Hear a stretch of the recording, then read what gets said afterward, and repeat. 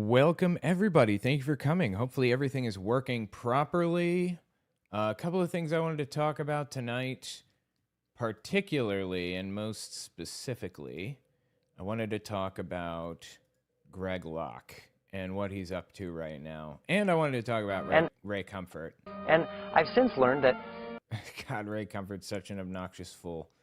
Oh, God, I'm so tempted to cover this right now. Maybe I should. Oops, I didn't mean to open that one. Shoot, hold on. This one, yeah. All right.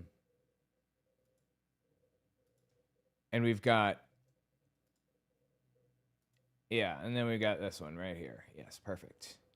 See, I ran an analysis on this. This is my program named ClipChimp. I wrote this whole thing, and it basically created an analysis of the video and marked the interesting spots. Let's see what I got.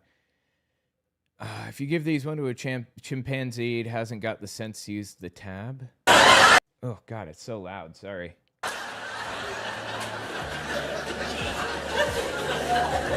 Right. Yes. Okay. Yeah. All right. Let's talk about Ray Comfort for the moment, actually, and then we'll hit Greg Locke. I've told London. Yeah. Open. I've told. And then open and open. Awesome. All right. To believe. You guys remember Ray Comfort, right? The Banana Man, famously. I decided to come back to this because I discovered a new video where he responded to people calling him an idiot for this video. This is like a televangelist, right-wing nutcase, if you're unfamiliar with Ray Comfort, explaining why he thinks God exists using a banana as a prop. To believe the soda can happened by chance is to move into an intellectual free zone. It's to have an echo when you think. It's to have brain liposuction. Hold this, Kirk.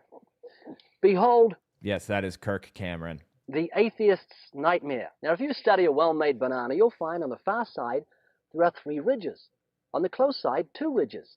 If you get your hand ready to grip a banana, you'll find on the far side there are 3 grooves, on the close side, 2 grooves.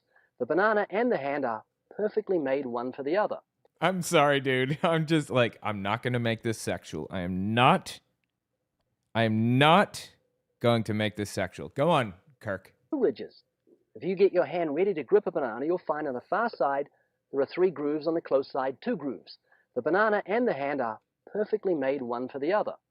Now, if you go to the top of the banana, you'll find, as with the soda can makers, they placed a tab at the top, so God has placed a tab at the top. When you pull the tab, the contents don't squirt in your face. You're not going to make this sexual. I will not. I refuse. Find the wrapper, which is biodegradable, has perforations.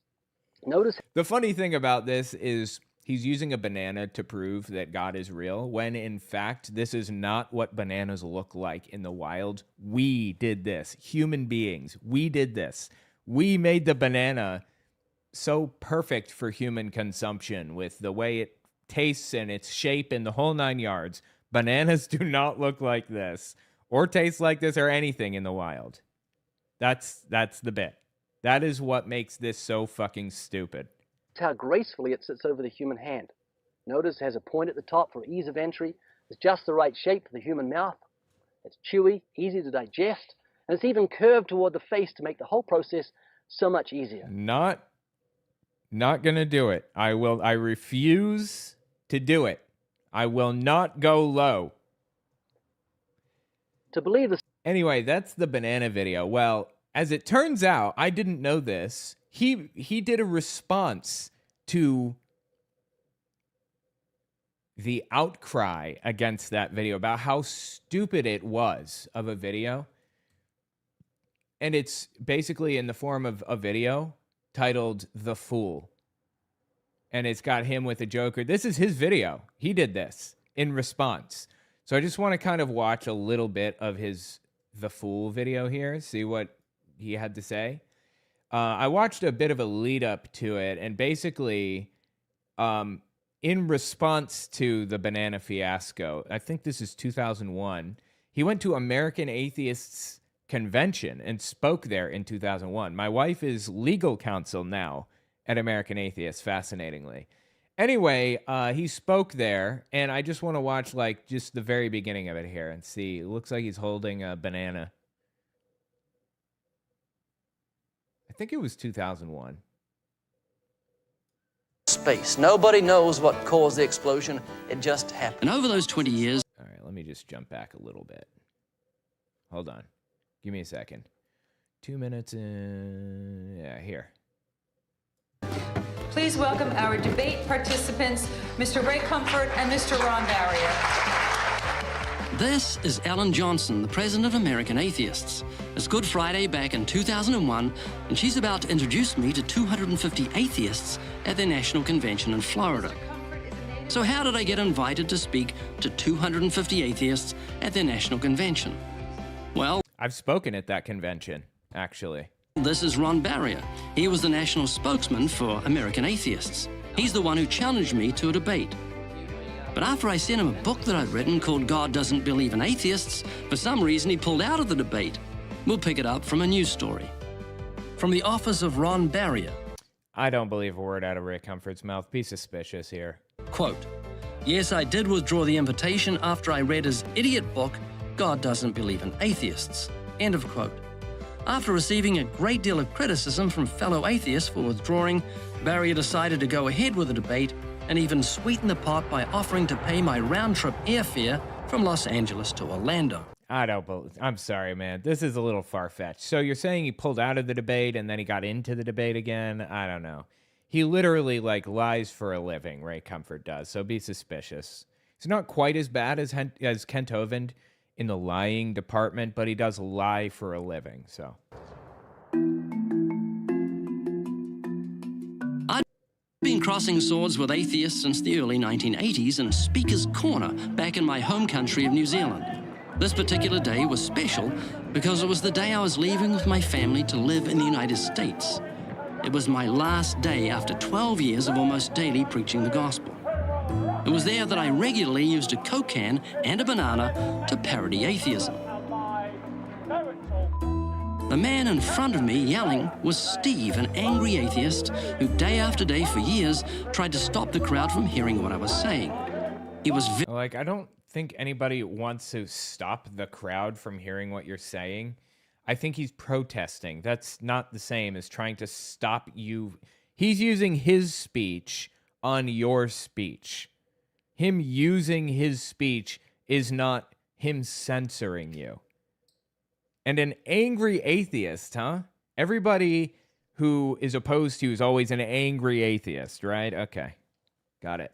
Very unreasonable and would do everything he could to mock me and make me look foolish. He doesn't have to do jack shit for that. You do that yourself. For if I am simply using power,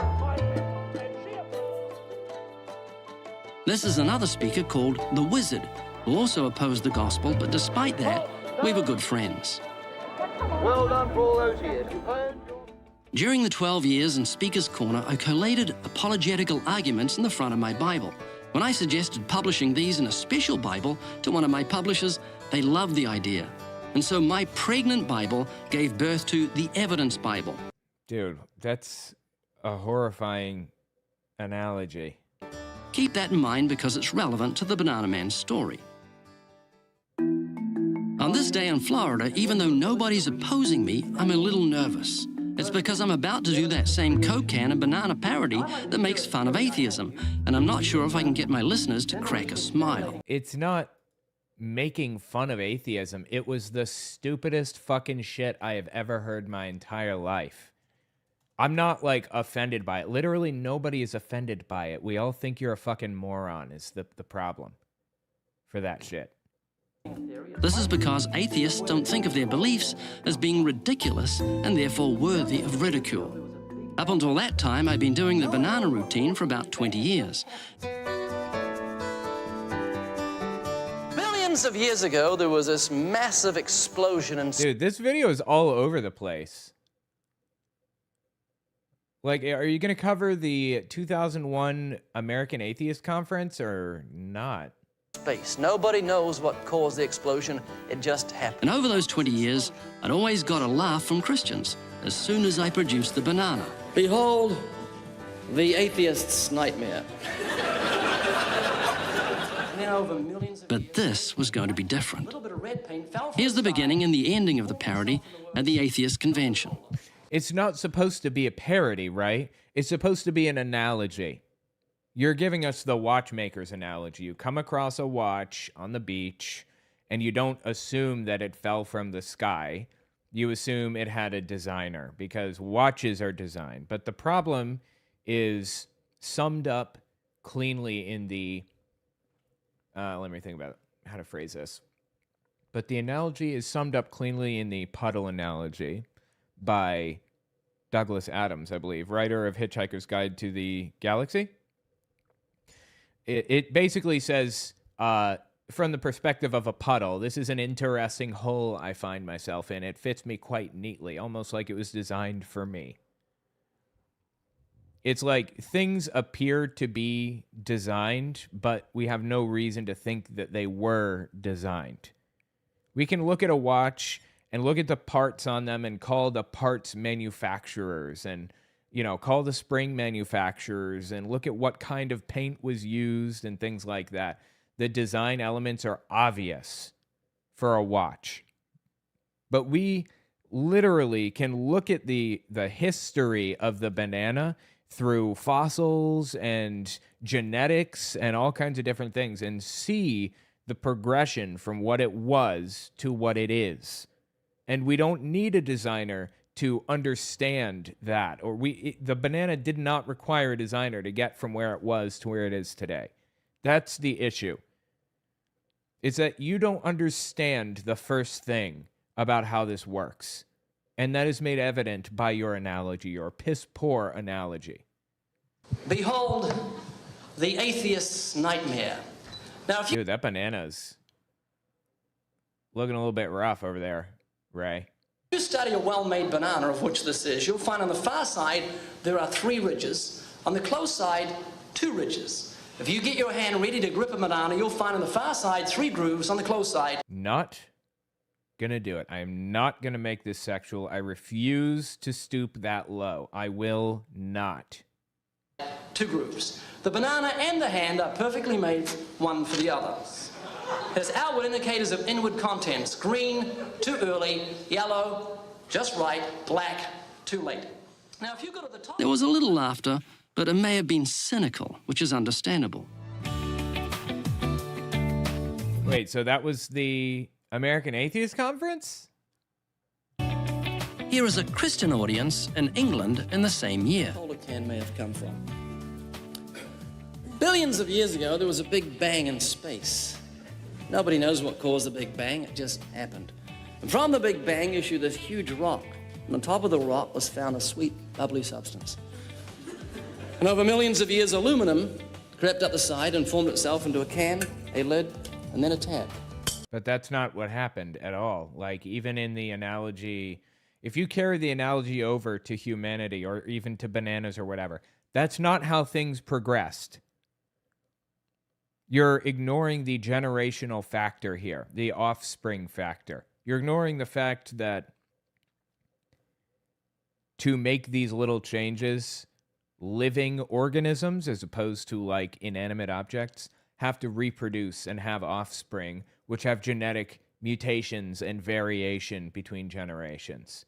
This is a very basic concept that nearly everybody understands, at least I would like to think most people understand if they've gone through, like, regular American education or at the very least, like European education or whatever.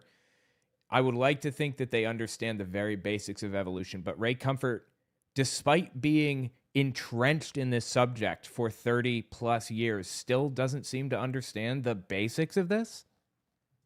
And then millions of years later, red paint, white paint, just a little bit of green paint, fell from the sky and formed itself into the words Coca-Cola. 12 fluid ounces. Do not litter. Say, man, what are you doing? You're insulting my intellect. And so I am. You know, if the Coca-Cola can is made, there must be a maker. If it's designed, there must be a designer. Yeah, watchmaker fallacy. It's absurd. Behold, the atheist's nightmare.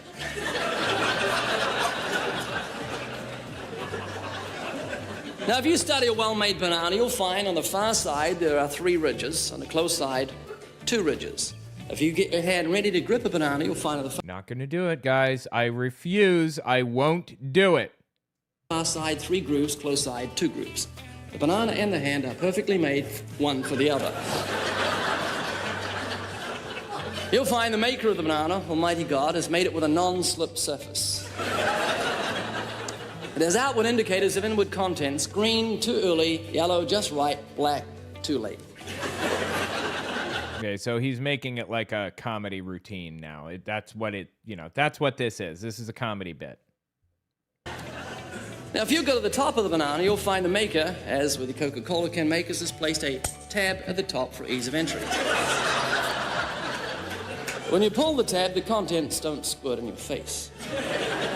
You'll find the wrapper, which is biodegradable, has perforations, like your pad paper. Usually has 4 perforations. Notice how gracefully it sits over the human hand.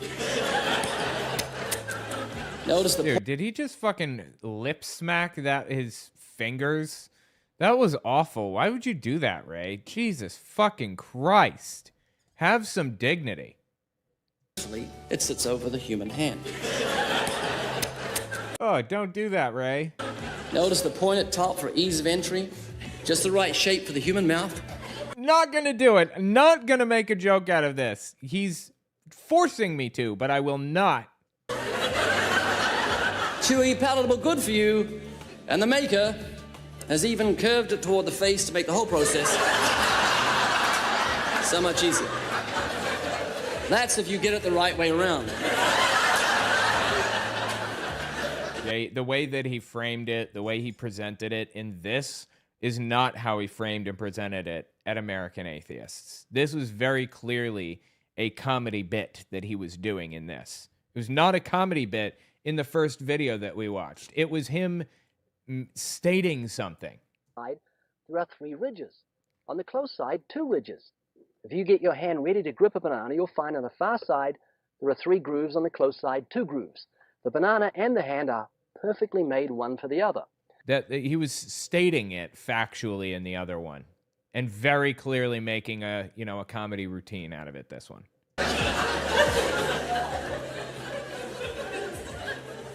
Of course, if you give one of these to a chimpanzee, it hasn't got the sense to use the tab. They all go like that, open this end. They do, that's true. Yeah, absolutely. They open it from the other side, oftentimes. Entirely disproving Darwin's theory tale of evolution. I'm not sure how that disproves anything.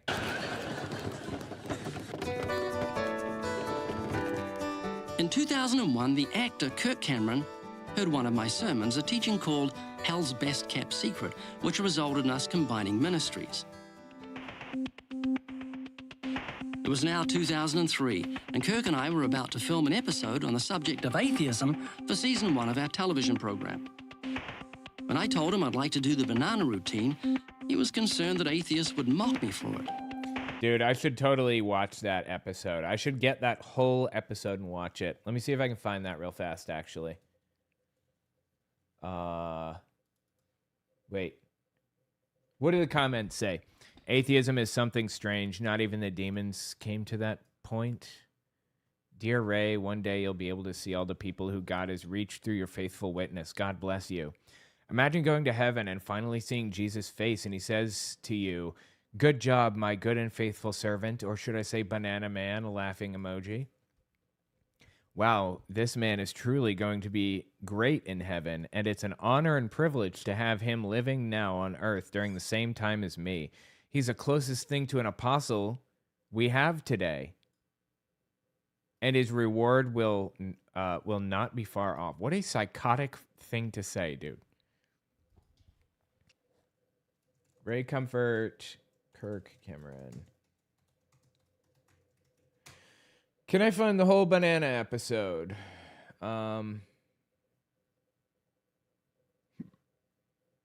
Ray Comfort and Kirk Cameron debate atheists. What's this? the conscience. Dude, I should watch. Other atheist. Oh yeah, I've seen this. I should watch this. This is the Crocoduck episode. What's this? Banana Man, Atheist Nightmare, Prove Evidence God Exists, Evolution, Creation. Wow, that is a fantastic title. This guy knows how to title YouTube videos. Was I wrong about hell? 2 weeks ago. What's this? Dude, hey guys. So much interesting shit. We may circle back around to that in a minute. I would love to find the full episode.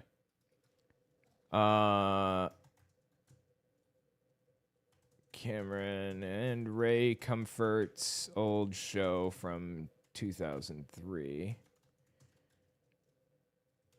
Comfort. Banana is the atheist's nightmare. Short banana clip. All right. See if I can find that in just a second. But all right, I can't find it at this moment. I just want to make a note so I can circle back around to it. Let's continue for now. My thought was that it was for Christian television and atheists wouldn't even get to see it.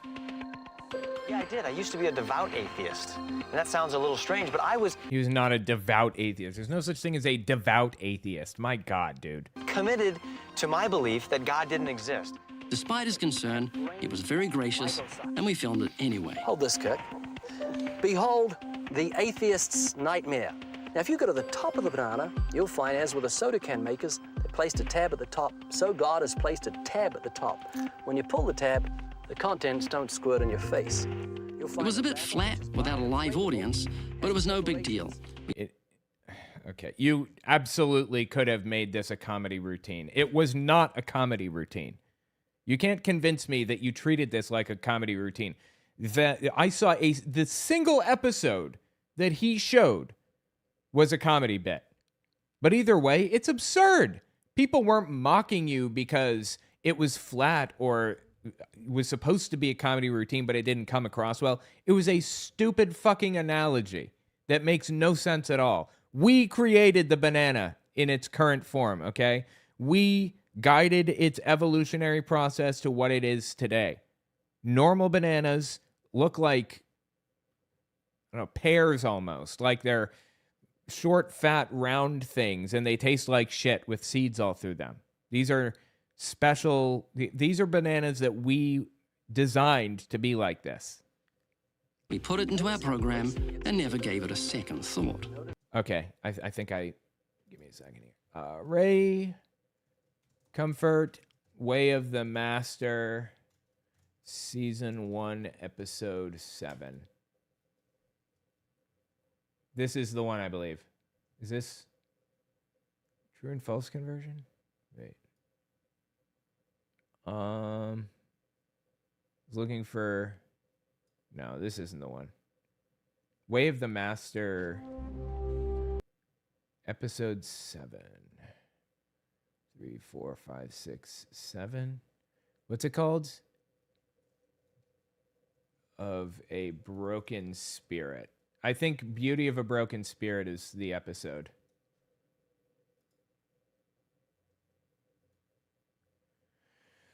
I was really hoping to find Ray Comfort...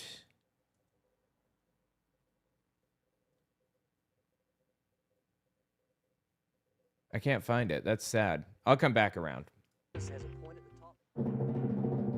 3 years had passed. Our television program was now in its third season, was award-winning, and it was airing in 170 countries. Prayer is the line of communication. It was popular because it was unique for Christian television. Imagine and trust in Christ. Hey. I love that their logo, right there, their logo says Mark 16:15 when that verse isn't even in the Bible. That was added later and then removed from most Bibles because it's not in the original manuscript. It was added by monks after the fact. And it's basically a verse that says you should go out to all the world preaching and so on and so forth. There are other verses to back that up, but I find it interesting that they use a fake verse as the basis for their whole ministry. Hey, I thought you told me this was a private beach. They're building a high-rise. It doesn't sound like construction to me.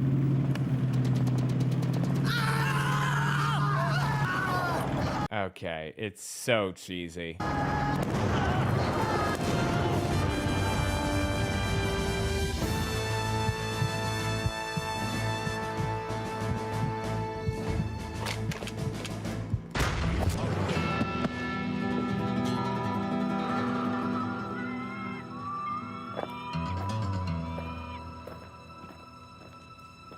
It's so bad, dude.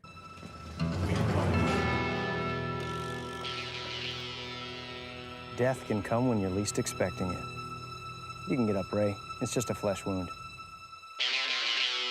It's so bad.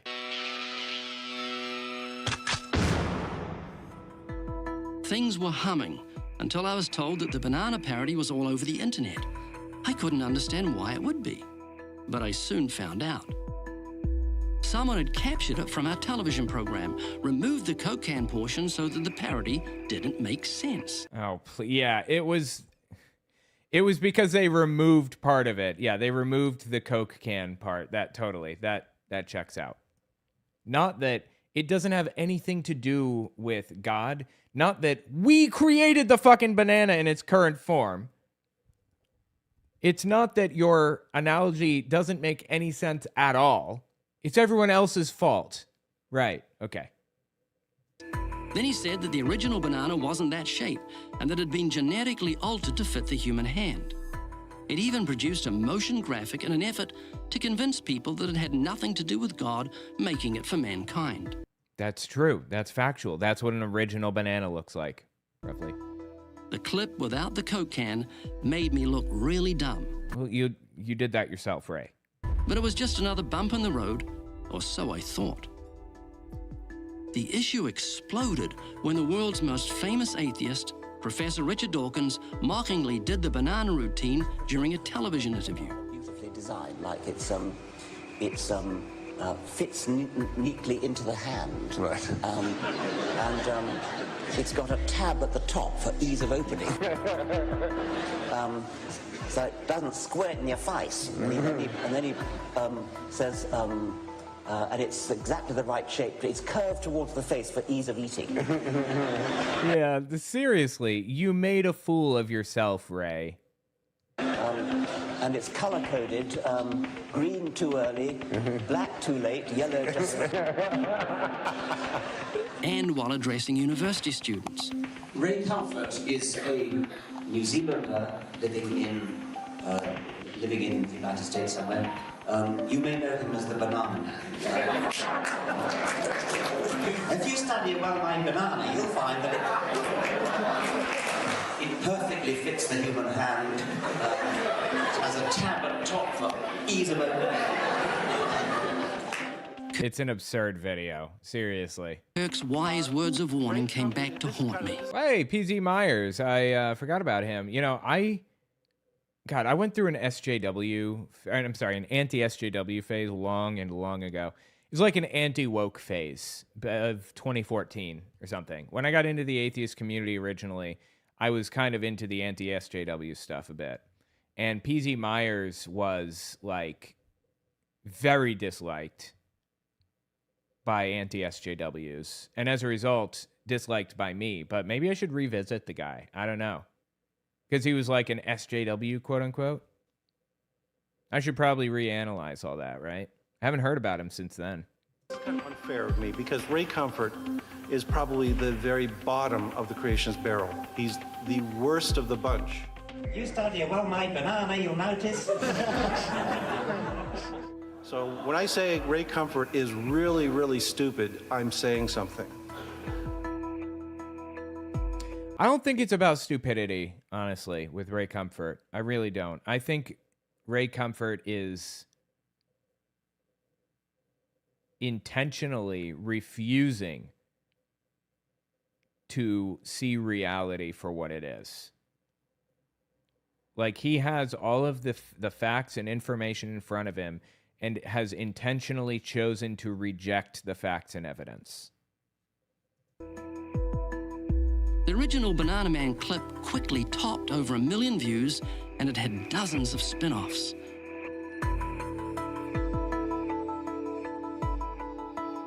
There were Banana Man videos, Banana Man songs, and many Banana Man memes. They took delight in re-editing my interviews to make me say things I didn't say. I bet. That's something that Ray Comfort actually does do. He edits videos to make people say things they didn't say.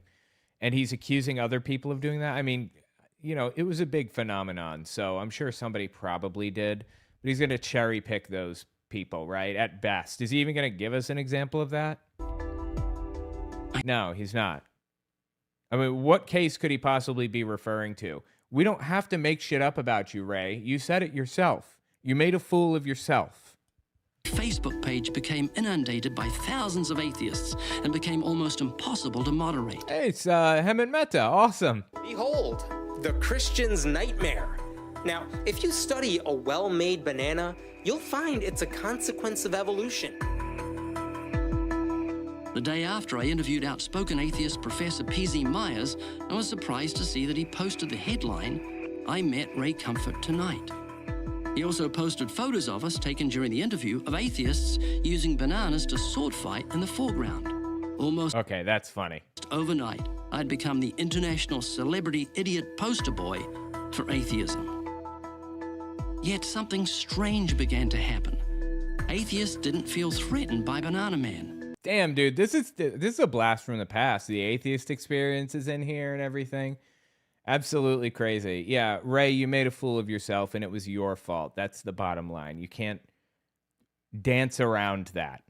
That's just what it is. Anyway, I told you to think about it in the comments. I would like to watch this whole thing. If you want to see it, you can check it out on my Owen Unfiltered YouTube channel.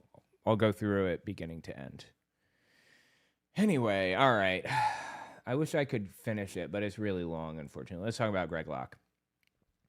This is Greg Locke. He's a right-wing pastor, and just listen to what he says here. London has fallen. Paris has fallen. I mean, places in Germany, we were just there a minute. It's falling to Islam, and America is getting very, very close. There are places in Texas, there's places in Dearborn, Michigan, Wisconsin, Minnesota that are nearly fully Islamic. They're trying to institute all of their Sharia law. What? I'm sorry, dude.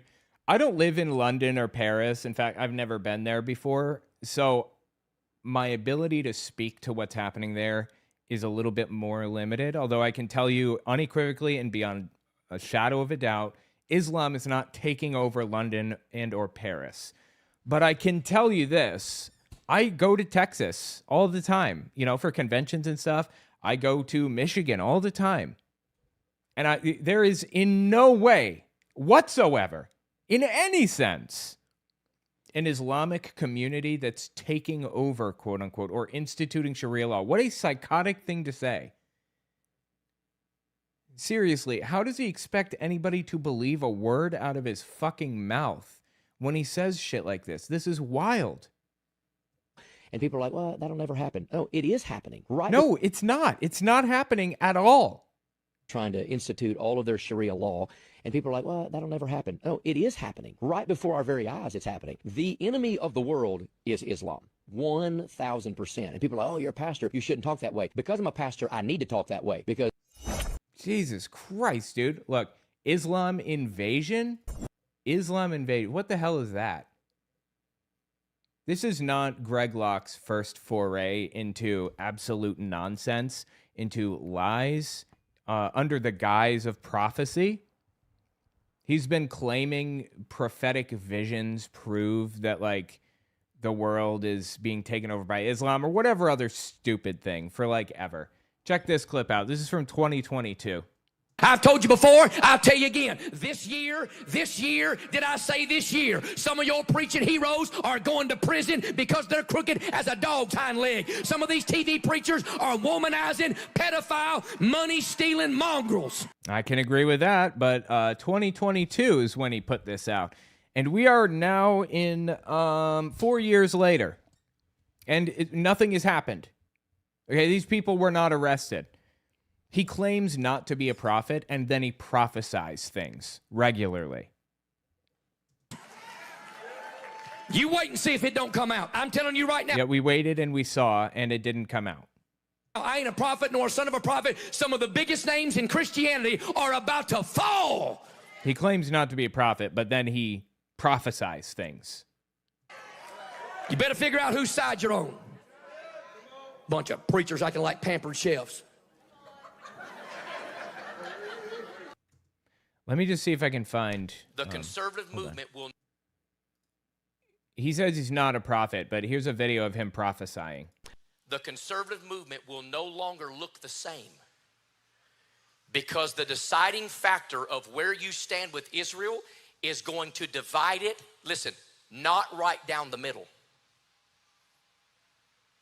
It'll probably be about a 60-40. 60% of conservatives are going to take a stand against the Jewish people. Oh, yeah, he's also a hardcore Zionist extremist kind of person. Wants to literally, quote unquote, turn Gaza into a parking lot and tear down the temple, sacrifice the red heifers, the whole 9 yards, got like World War III, all of it, because Jesus can't return until Israel takes the entire Middle East over, so...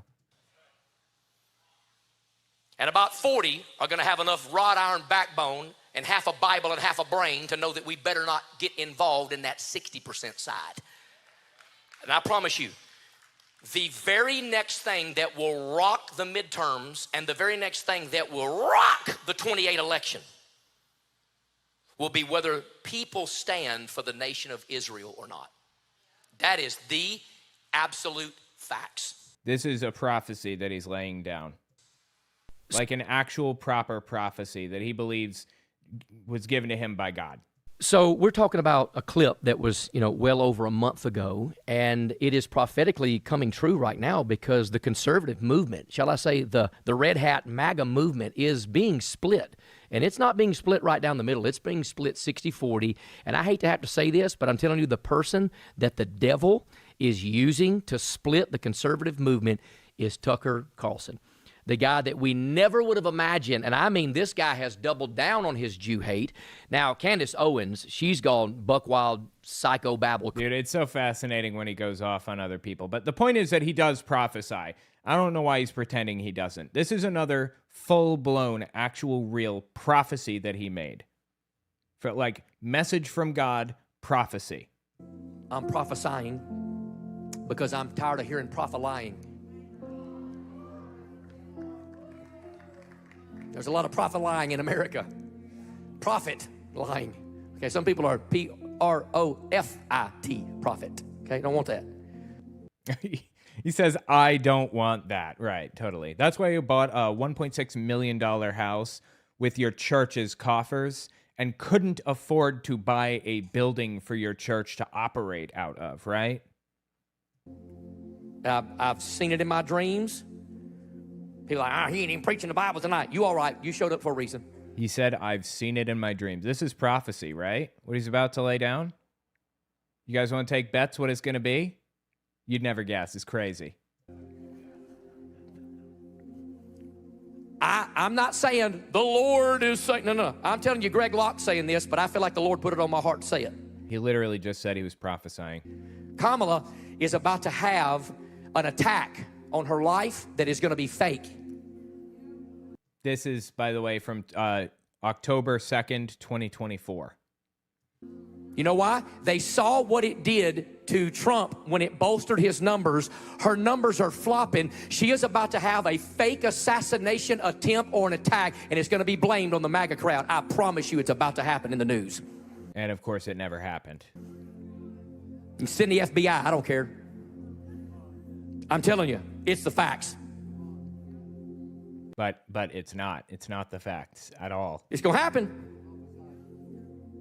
An attack is going to be perpetrated against her and her campaign. It's going to be fake as a rake, and we're going to get blamed for it. Why? Because it's going to bolster her numbers and make the MAGA crowd look even more crazy than they've already made us look.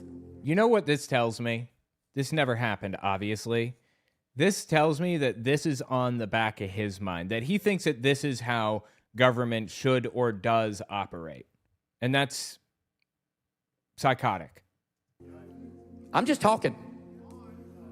These things are happening this month in this nation and around the world, and people aren't paying attention to it. It literally didn't happen. There's a sense of incoherence. Wait 1 second. I just got a thing from Nerico. I'm just looking.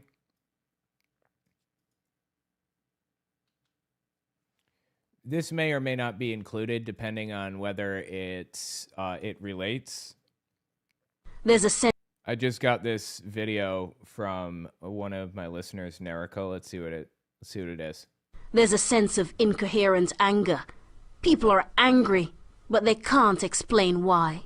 Hello, sir, and why are you here today? I'm here to protest, right? Because I'm going on a march because I want Britain to be back British. So this is this is 15 years old. This is over 15 years old now.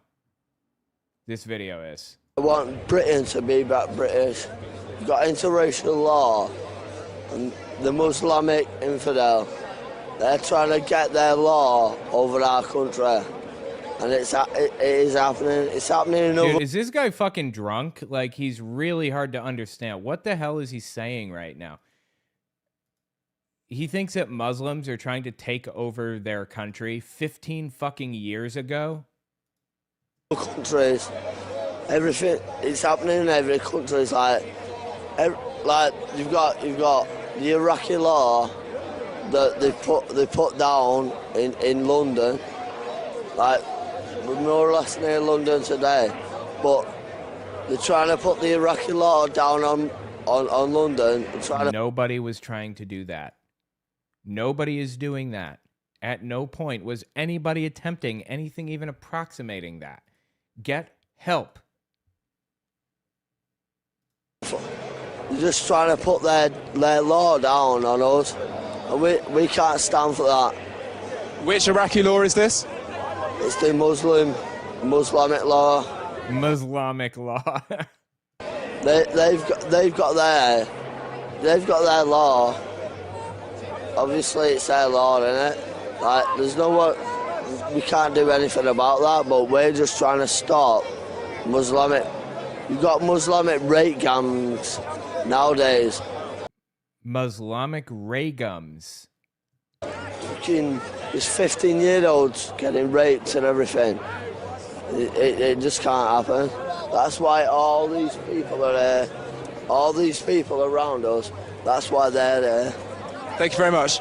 People have been making this shit up for like ever. And it gets even wilder than that, believe it or not. This is a video from JonTron and Destiny. If you guys remember, this is old, dude. This is from 2017. God, 2017 is old now. What is that? That's 9 years, or no, I'm sorry. How old is that's that's 9 years. Holy shit, dude. That's 9 fucking years. Listen to what JonTron said to Destiny 9 years ago. You're nothing. That's good. You made my point for me. I agree that where you're from doesn't define who you are, that anybody can go to a country and be part of that country. So then why are we so worried about white displacement? He's worried about white displacement. Because it's real. Do you want me to send you a link? Would you here? What does white displacement mean? Here, have a look at this chart here. That's what it looks like. You can show that on the stream if you'd like to. They're going to be, I mean, at this rate, it'd be the whites would be a minority by 2042. Okay, but what I'm asking. 2042. That's interesting, huh? They're making predictions about when whites are going to be a minority and everything, as though white people are being like genocided in the United States. The wildest part about this is that this happened around the time I entered into the atheist community on the internet. It was before I exited my anti-SJW or my anti-woke phase and kind of came, was a normal human being again. This all sounded normal to me. What JonTron is saying, that didn't surprise me at all. It was like, yeah, I hear that shit all the time, obviously. And then I heard the outcry against JonTron, and I was like, people actually think this is bad? Like, I'm surprised. And I started examining my views and thinking about this. Like, this really is messed up. This is insane. This is nonsensical trash. And you gotta love it when they lay down these predictions, these supposed math-based predictions, proving, quote unquote, that, you know, white people are being genocided or whatever. Insane. The point is that people have been fear-mongering about this forever. As a matter of fact,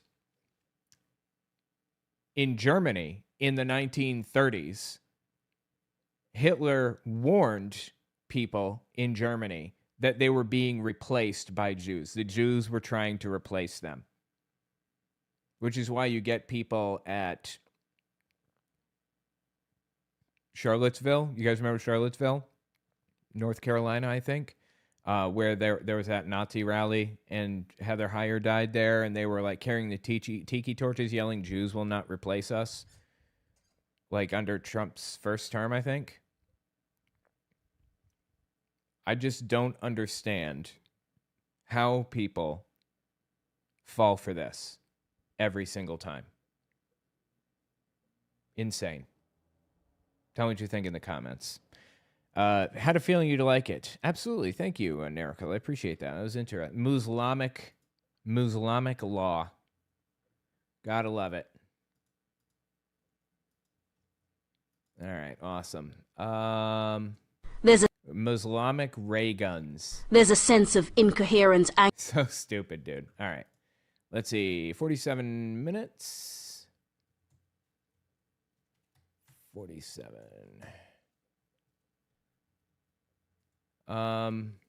Let's see. What do we want to hit next? Tabs.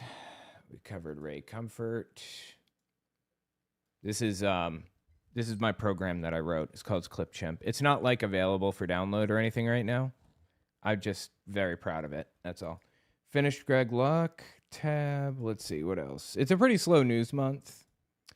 Let's see. Ark Encounter, Mom Donnie, Venezuela, Nick Shirley. Yeah, let's hit him. Oh no, Hovind.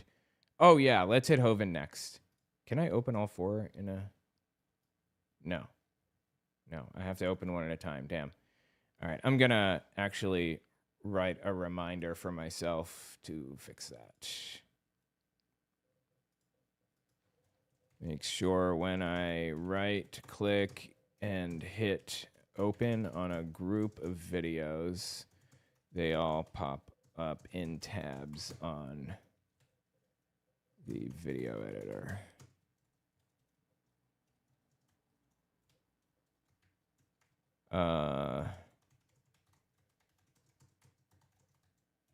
Just want them to open in groups.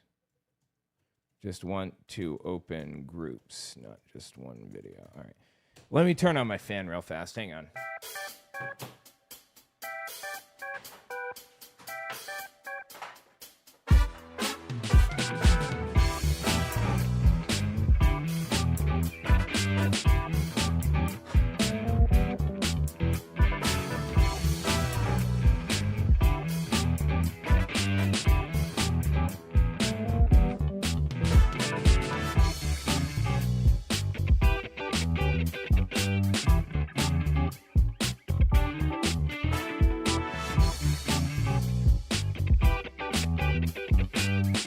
That'll do. Okay. Let's see here. Open Hovind, number 1, and then number 2, number 3, number 4. Open.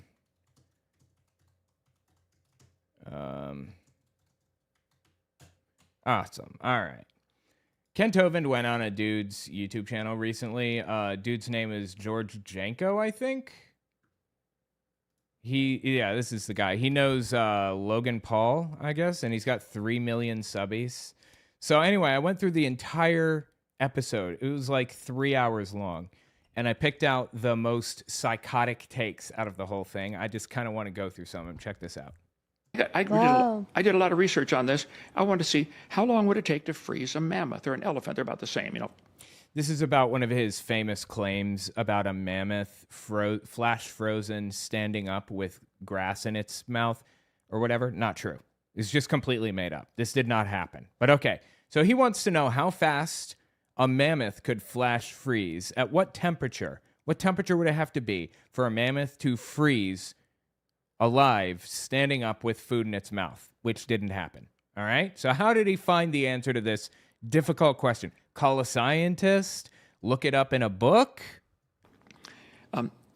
Because the food in their stomach is not digested. Well, when they die, their stomach acid doesn't know they're dead. It keeps working, okay? The food is still fresh in their stomach. So I called Bird's Eye Frozen Food people.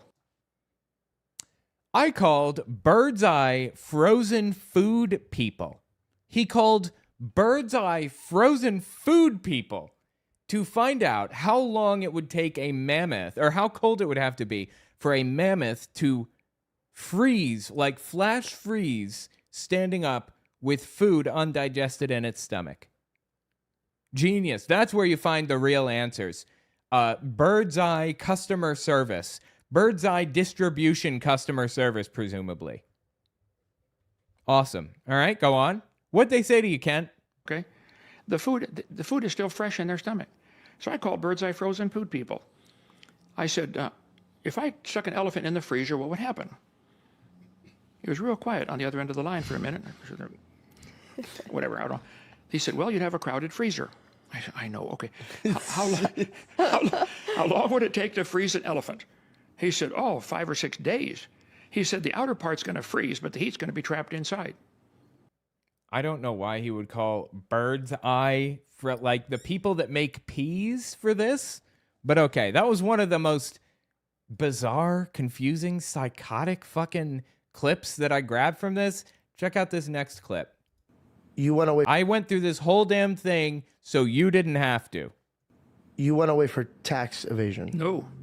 Yes. You don't believe that? I went away, but it wasn't for tax. I didn't evade any taxes. I believe if you owe a tax, you should pay it. Oh, and he just doesn't believe he owed any, right? So you paid your taxes? I've always paid any tax I owe. You just didn't owe any, right? If you don't know the story, Kent Hovind literally bragged in the New York Times that he had not filed a tax return in 30 years, and he was a multi-millionaire.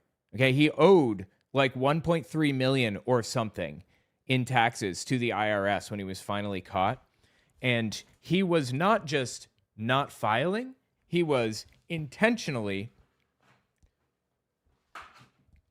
hiding his transactions so that he didn't have to pay them. When you hire an employee, you have to pay at least FICA taxes and other employment taxes. So FICA tax is, I think, like 15.3% right now. It's Medicare, Medicaid, and Social Security tax. And if you hire an employee, you pay half, and the employee pays half. So I pay 7.5% FICA taxes for my employee, which is me. And then I pay the other 7.5% as the employee of me. Anyway, the point is, he was withdrawing money from the bank in transactions under $10,000 so that he could avoid the IRS reporting requirement, so that he didn't have to report that he was withdrawing it. And then he was providing that money to the employee in cash instead of putting it on paper and reporting it to the IRS and paying the employment tax. That's illegal. That's called structuring. And they used it to get like all kinds of people. You know, the IRS has gotten Al Capone famously. They get all kinds of people with this type of thing. You have to pay taxes. We live in a fucking society, okay? You get a lot of benefits from the society that we live in. You have to pay it. I have to pay it. We all have to pay it. Anyway, he was structuring, and he had 58 counts or something of intentionally avoiding taxes and lying and all this other stuff to hide his money and everything else. and he went away for 10 years for this.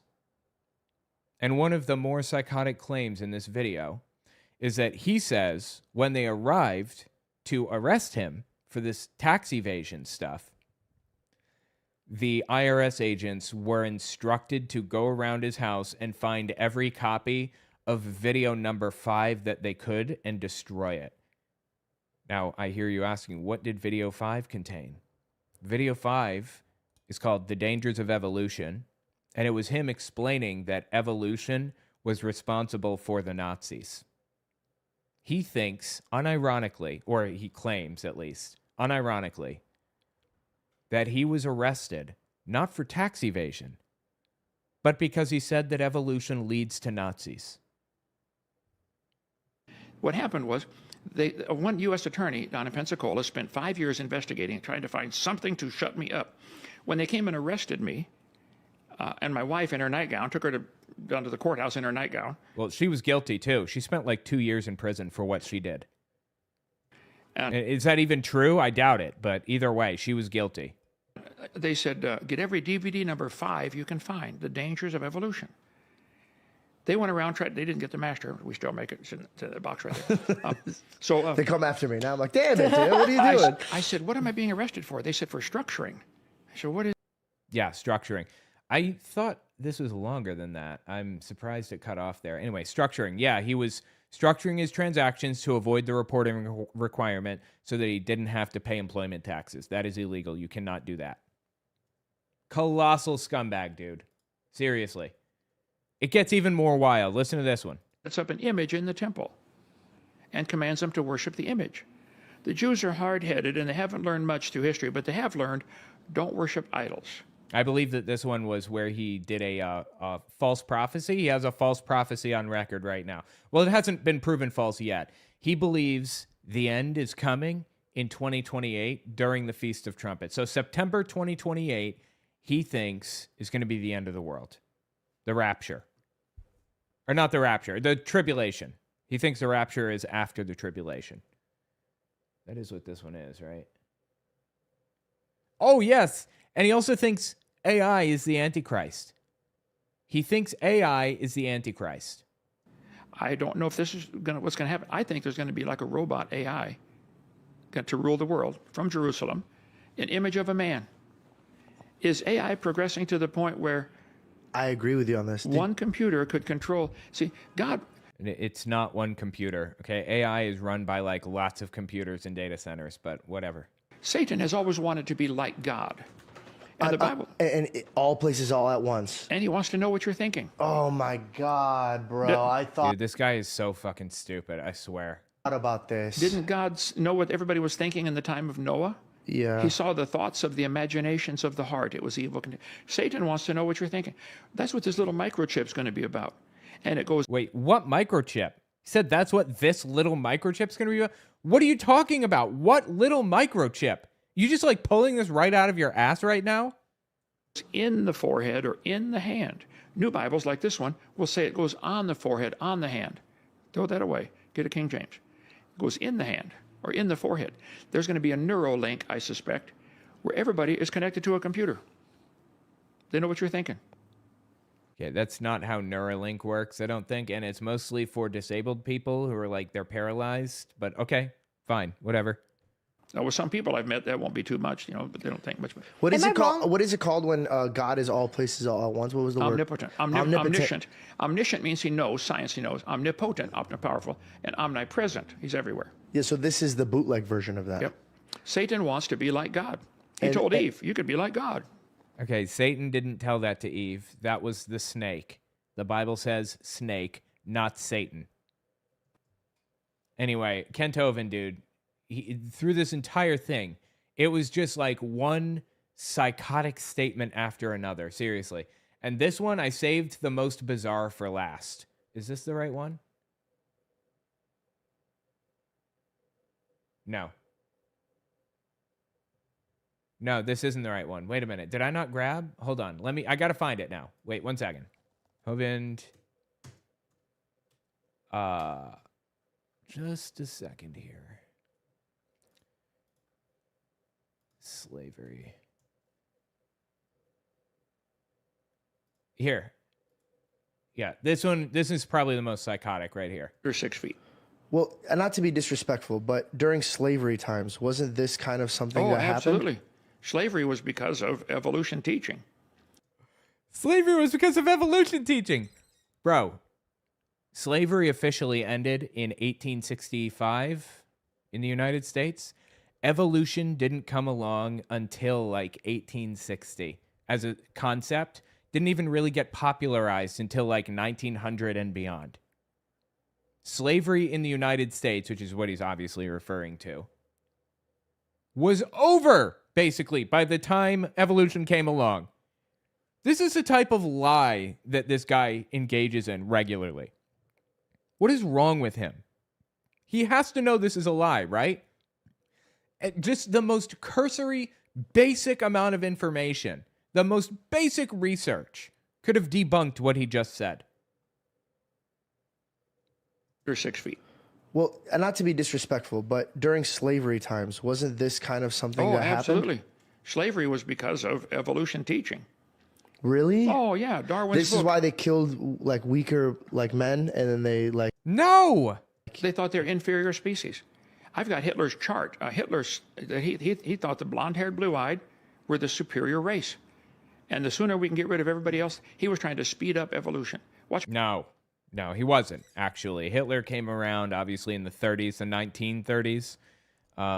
70 years after evolution, 80 years, somewhere in there. I researched Nazi Germany heavily for this exact reason, to be able to understand and speak to this subject, to be able to debunk this easily. And this is just not true. Hitler based his racist ideas off of the ideas perpetuated by Carl Linnaeus in the 1720s, 1730s, 1740s. It was race science. And Carl Linnaeus was a botanist. And he believed that humans were different races or whatever. Race is not real at the end of the day. We are all one race, the human race. But, this idea of race appeared, and Hitler and Germany had kind of a culture of like appreciating these ancient epic stories, these epic poems from the Indo-Iranian region about this group of super people called the Aryans. It originally meant noble. They were nobles, and they were powerful and smart and strong and beautiful and everything else. And Hitler latched onto it and believed that the Aryans were a real race who were destroyed by interbreeding with the Semites. Again, Semite is not a race, by the way. Jews are not Semites.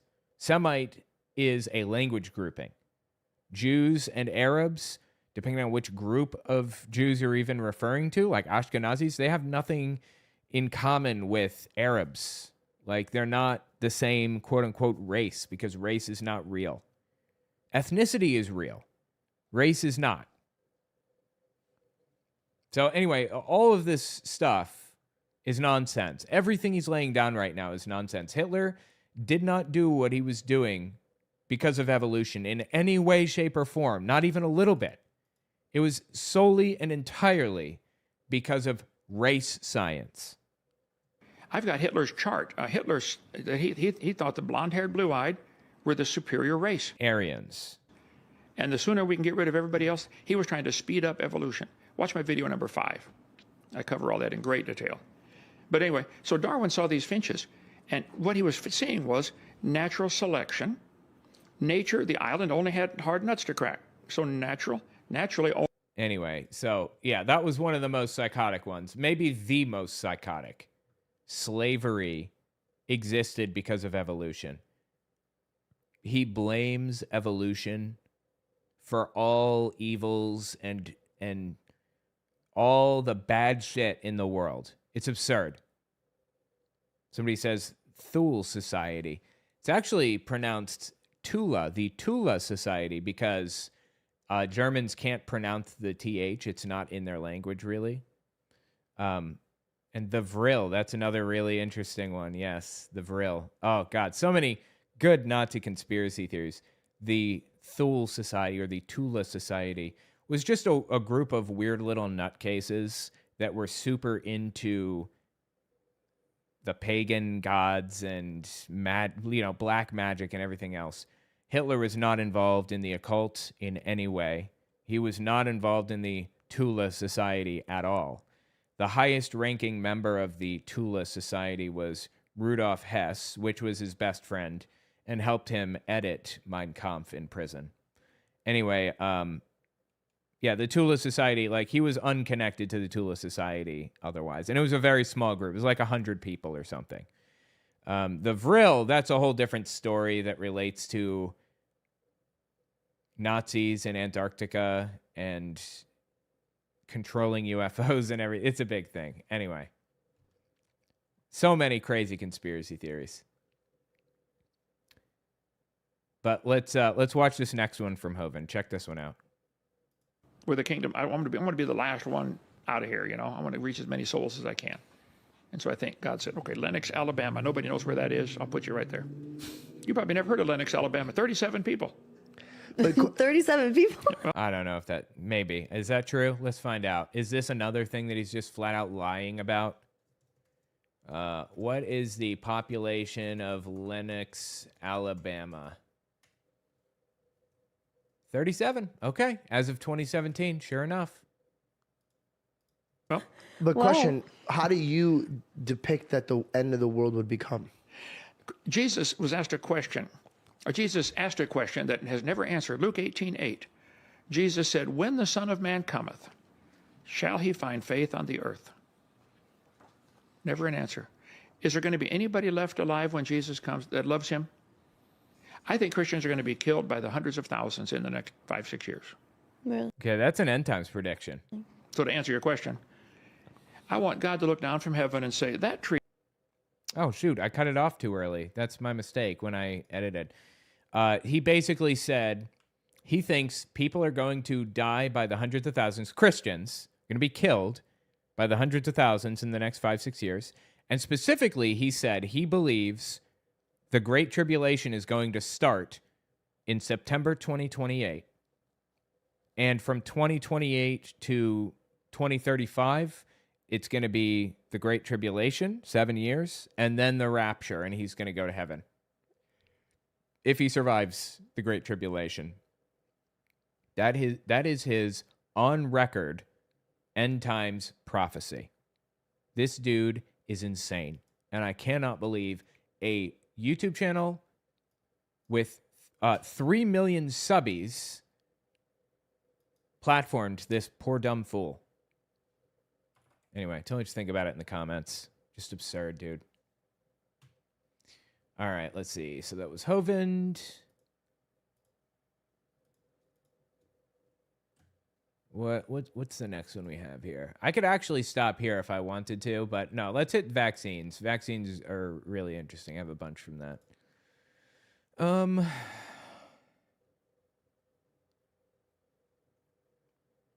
Could hit vaccines or Nick Shirley.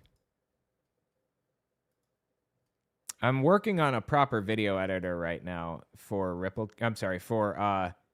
Clipchamp. I named it Ripple Cut.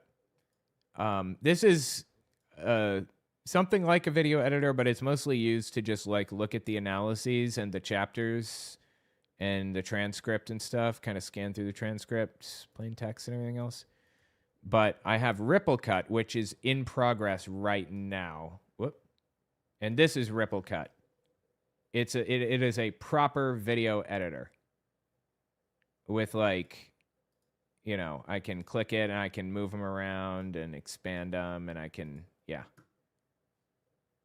So anyway, it's in progress. It's coming along. It's pretty good. Ooh, boy, it's pretty rough. That's not quite right. I'll fix it later. Anyway, this dude, Nick Shirley, here on the left, has gone mega viral on the right for supposedly exposing Somali daycare fraud. There's this fraud case from years ago where there was this organization run by a white woman, but staffed largely by Somali immigrants, I understand, where they basically defrauded the Minnesota government. And it was, I believe, started under Trump's first term, the fraud was. It was caught under Biden and was being investigated. And a judge said, we don't have enough evidence yet to shut this down, so continue payments. It was like a COVID food program or something.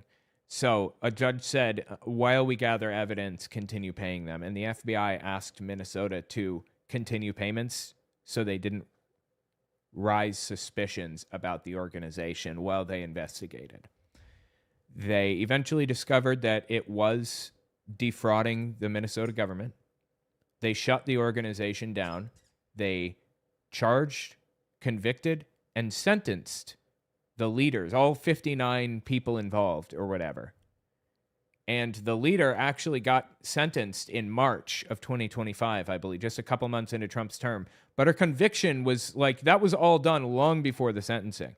This is a complete picture. We're done with the fraud. But Nick Shirley comes along, this mega viral right-wing scumbag, and claims that there's way more fraud taking place. Claims that the old fraud is still going on or some other nonsense. Goes around to daycares harassing them. Anderson Cooper does a video on this guy. And listen to what happened here. Hold on, step back here. We're from CNN. Can we talk to you? This is MAGA YouTuber Nick Shirley, back at a daycare in Minnesota. It's super quiet. That's a problem. Shit. Where did I get it? It was let me find it again. I gotta work out the problems with my audio normalizing.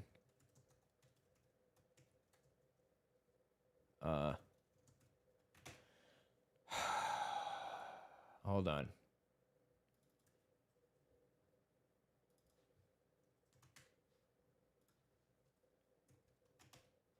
One second.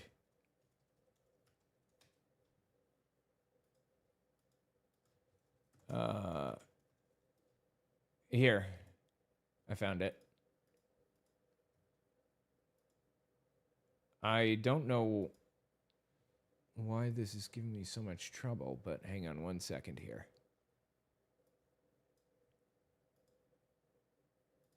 All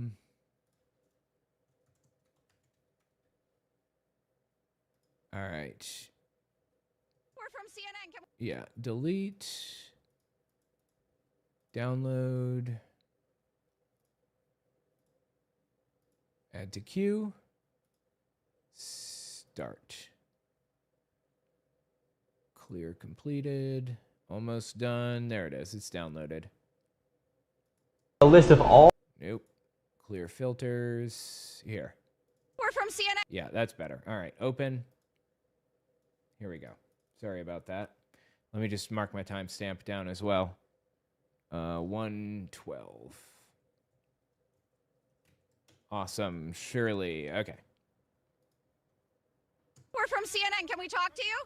This is MAGA YouTuber Nick Shirley, back at a daycare in Minnesota he alleged was a fraudulent facility in a now viral video.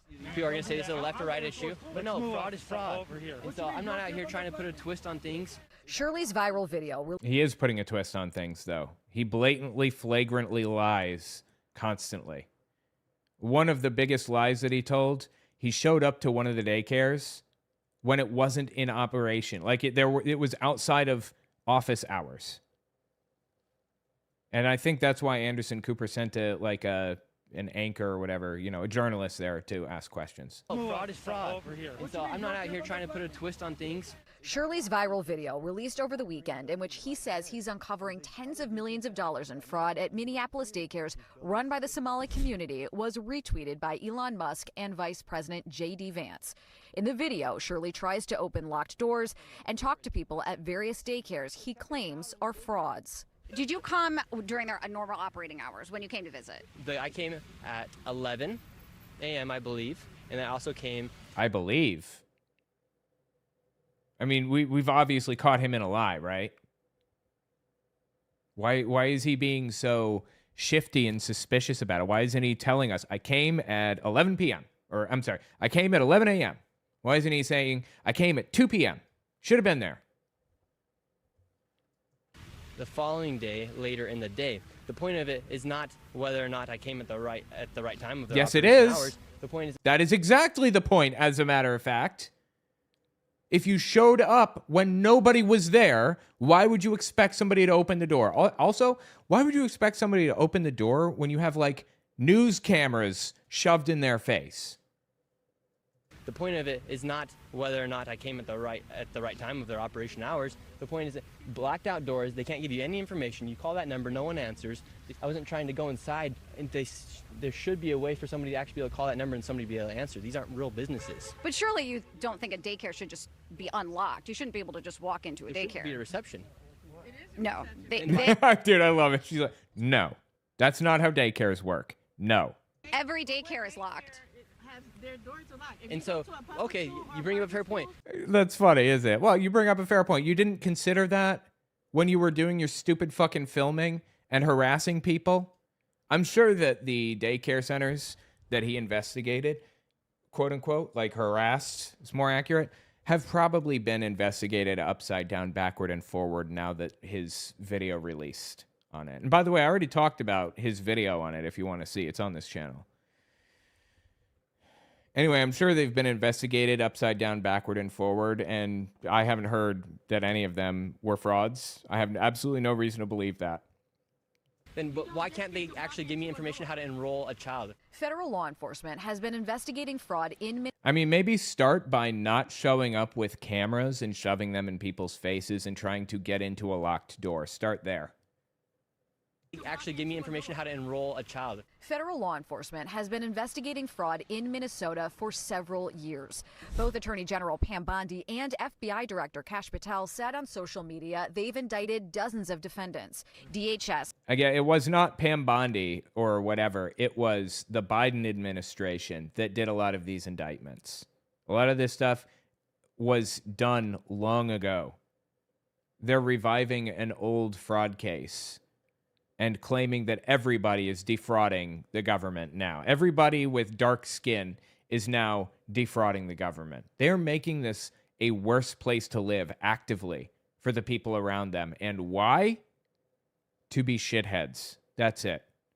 Director Kash Patel said on social media they've indicted dozens of defendants. DHS has posted multiple videos of agents they say are conducting a massive fraud investigation. Do you think that federal law enforcement hasn't done enough? I mean, they would say, look, these fraud cases have been going on, but they've already done like 80 indictments. The cases have been going on. I thought it was 59 indictments. For years. And why did I show up one day in Minnesota and go to all these daycares, no children? You literally proved nothing. You proved that daycares will not allow you to walk in with cameras and film people. That's what you proved. They're receiving millions of dollars. We uncovered nearly $110 million in fraud in one day. How do you know that all the allegations that you're making are true? How do I know that they're true? Well, we showed you guys what was happening, and then you guys can go ahead and make your own analysis. You didn't show us what's happening. You showed us literally nothing. Come in so we can make our own analysis. Are you 100% sure you're true? Yeah, I am 100% sure I'm true. CNN is looking into Shirley's claims. Hi, my name's Whitney Wild. I'm a correspondent for CNN. We reached out to several of the daycares featured in the now viral video. Only one daycare facility answered and said they are a legitimate business. Have you seen the videos, purporting that some of these daycares don't have kids inside? Minnesota Republicans say despite the new focus from the Trump administration, they have been sounding the alarm on fraud for years. We have talked about fraud. We have gotten stories. Interesting. So they're claiming that these are fraud. Or I'm sorry. Interesting. So the reporter is saying that some of these may be fraudulent. I mean, we have no reason to believe that at this moment, other than the fact that they just didn't open the door for this dude. We've tried to push this forward every way that we can. At the daycare where Shirley showed back up, a stream of children walk inside. You're saying that this is a fraudulent daycare. There's kids being dropped off right now. Shit, dude. Yes, the Commissioner of Children literally said a week ago this place was closed. Did you know They're that? showing face right now. A viral. Oh yeah, they're faking. They're faking it. Right, got it. Video, disputed claims, and their full fallout remains to be seen. Wow, that's crazy. Whitney, you mentioned in your story that there were dozens of convictions going back to 2022. Can you explain what those convictions established? Again, I think this is from the case with the white woman leading a food program that was funded by the government, if I'm not mistaken. And there were like 59 convictions that all took place in 2022, and they were all just sentenced to like a bunch of time recently in the past like year or two. Well, this was really the beginning of this massive fraud case that has now led to more than 50 convictions, 56 people at least convicted as of September of this year, Jim. At least 78 people have been indicted in that case. It was this sprawling investigation that, DOJ has really touted as their effort to try to root out what is a fraud problem here in Minnesota, Jim. And then, of course, that many of them did begin a number of years ago. Whitney Wild, good to have you there. Thanks very much. Yeah, so I'm concerned about fraud. Absolutely. Fraud is a problem. 100%. I would like to start our fraud investigation at the White House. Let's begin there and see how that goes. And when we finish there, then we can branch out to other areas. The White House is one of the... All right, what about Trump selling pardons? What about that? Literally pardoning a massive drug trafficker. Wasn't he the leader of Honduras? Am I correct in that? What about that? You're not investigating that? Let's start there.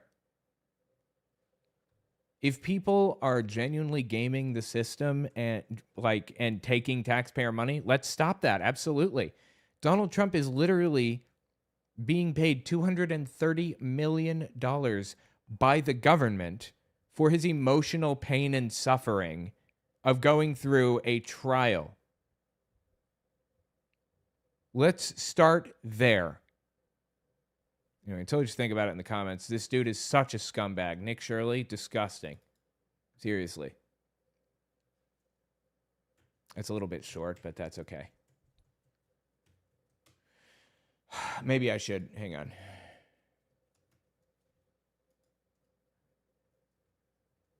Give me a second. Hello, we'd like to... Yeah. Let's just watch just a second of this video. Oh, my God, dude. I'm sorry. Hang on. I'm having no end of trouble with this. Give me just a second. Trying to pull it up here.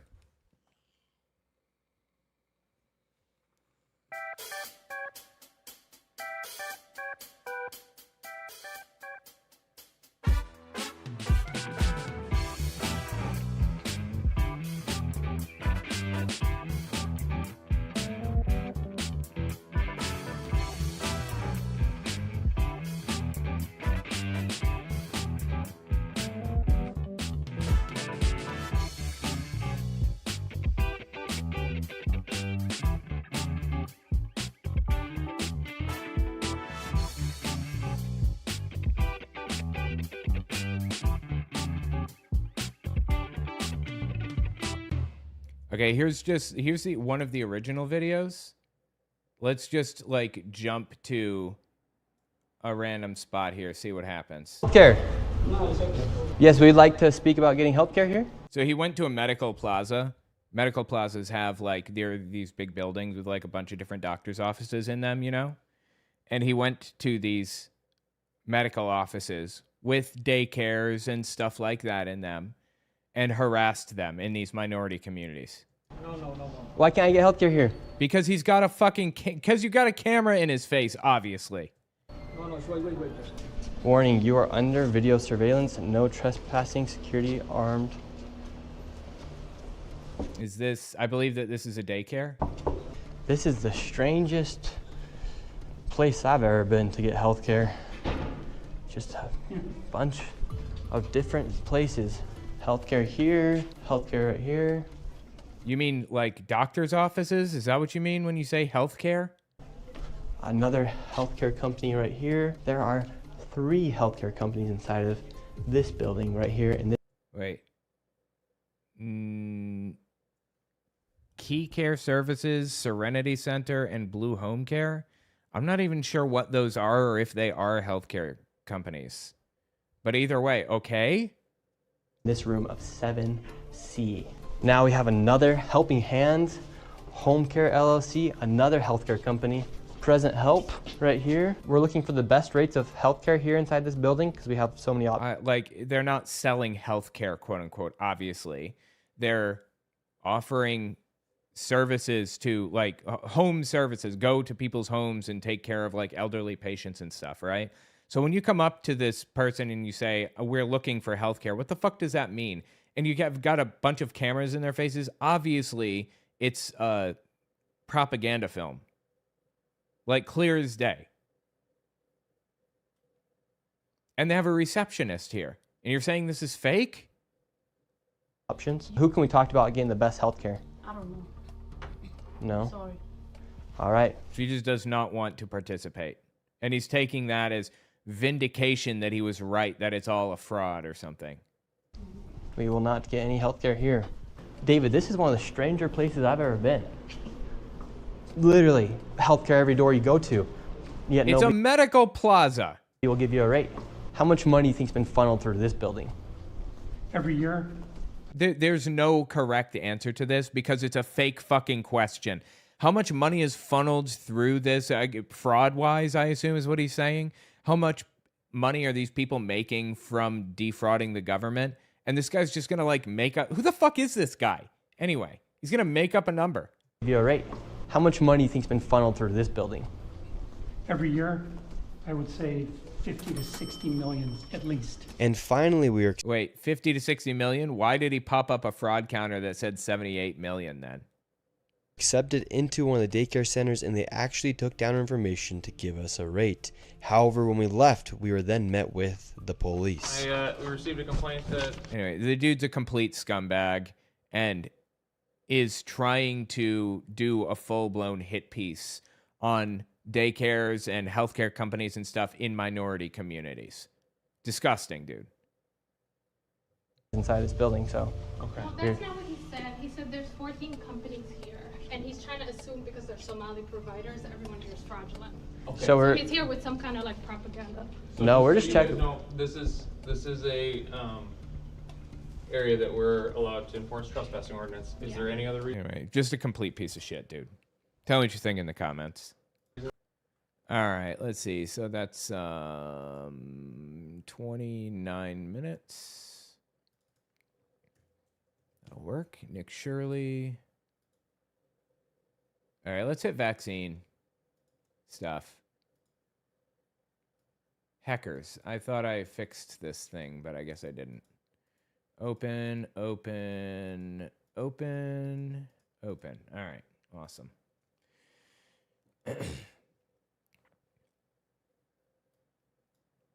It's 2026.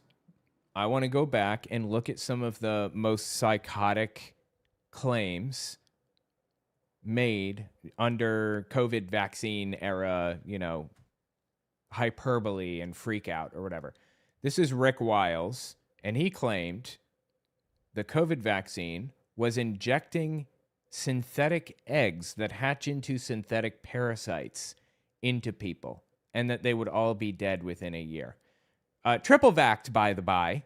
Triple vaxxed and over 30. And if these COVID conspiracy theories were correct, that means I should be dead right now, but I'm not. So this is a global coup d'etat by the most evil cabal of people on the planet in the history of mankind. This is mid-October 2021.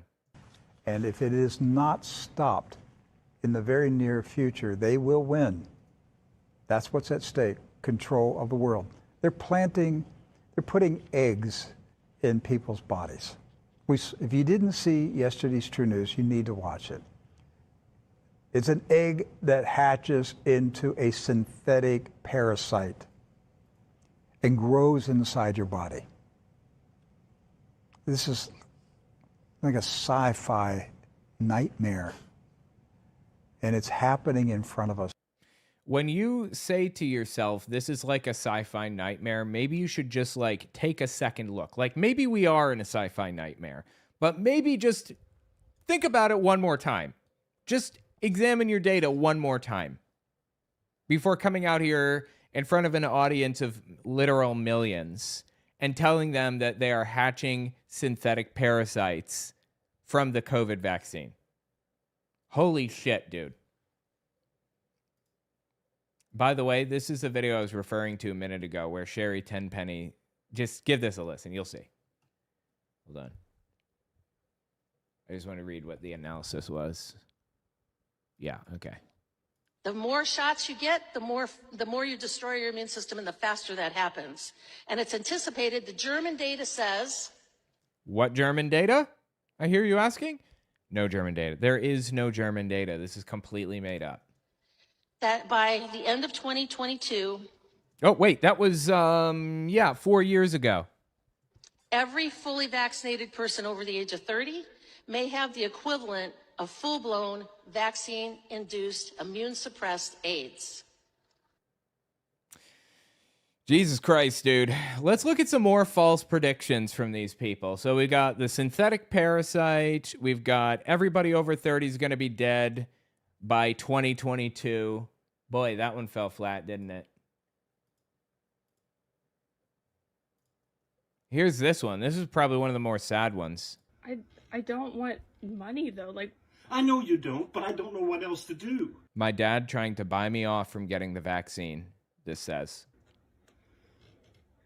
You didn't do this to Michael and Kelsey. They already got it. Don't you think I know that? Don't you think I know that? Why do you think I'm fucking crazy? Your mother got it. Why do you think I'm fucking crazy?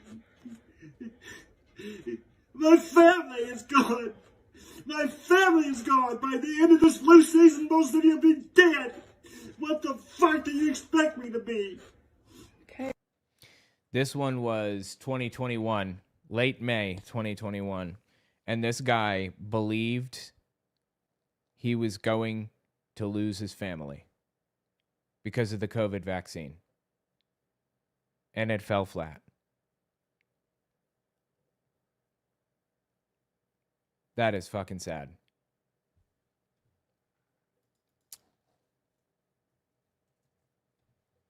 Let me find, hold on. Because right now we're all now. Yeah. And then there's this little ditty. I'm sorry. Then there's this little ditty right here. This is Sherry Tenpenny, same person who said you'd have vaccine-induced immune-suppressed AIDS. By the way, that's not a thing. I just want to mention that. I'm not a doctor, but vaccine-induced immune-suppressed AIDS is not real. Tenpenny, by the way, she is a doctor. She's a doctor. This woman here, the German data woman, she is a doctor. And she said this stupid shit. Just goes to show you, education does not make you smart all the time. Because right now we're all kind of hypothesizing. I mean, what is it that's actually being transmitted? Who's we? You got a mouse in your pocket? Found an opportunity to use it correctly. There you go. Because right now we're all kind of hypothesizing. I mean, what is it that's actually being transmitted that's causing all of these things? Is it a combination of the protein, which now we're finding has a metal attached to it? I'm sure you've seen the pictures all over the internet. We are finding this. Of people who've had these shots and now they're magnetized. They can put a key on their forehead, it sticks. They can put spoons and forks all over them and they can stick. No, literally nobody could do that. Because now we think that there's a metal piece to that. There's been people who've long suspected. By the way, this is completely fake, but if it were real, okay. So I'm magnetic now. You're telling me I have a superpower and I'm immune from COVID? That's fantastic. Is there a downside to this? Again, it's fake. She fabricated this. This is not real. Okay, people were not magnetic. That there was some sort of an interface, yet to be defined, an interface between what's being injected in these shots and all of the 5G towers. Not proven yet, but we're trying to figure out what is it that's being transmitted to these unvaccinated people. Not proven yet. And look at this dude in the background here on the right, red shirt. Just sitting there, zoned the fuck out, has no clue what is happening right now. I love it. But we're trying to figure out what is it that's being transmitted to these unvaccinated people that are causing health problems. Anyway, Jesus, dude. Sherry Tenpenny is one of the more entertaining ones, in my opinion, because she's so fucking psychotic. Like, some of the shit she says is just wild, dude.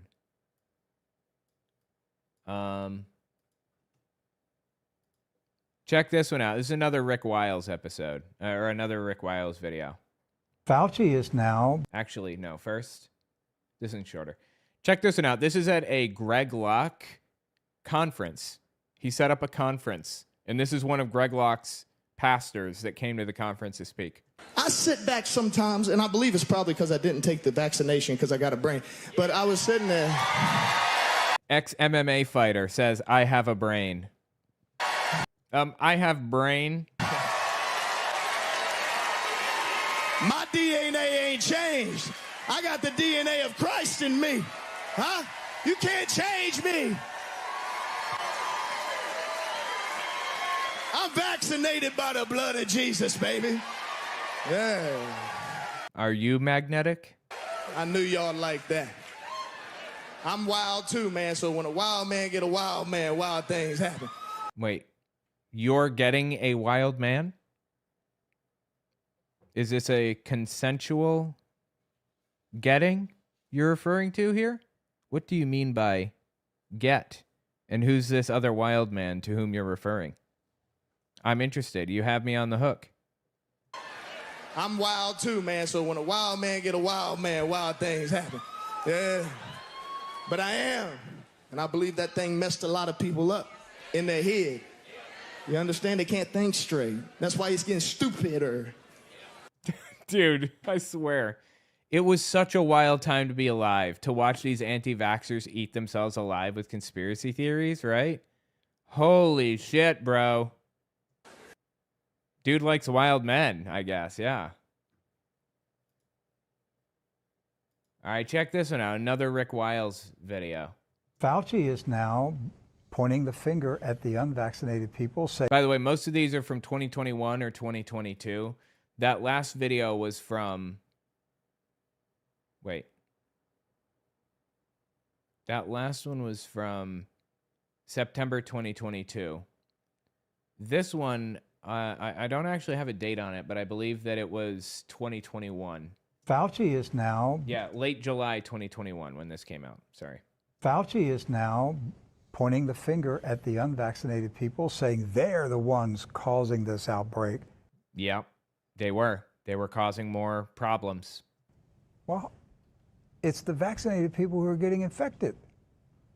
No, it wasn't. Aren't they causing the outbreak?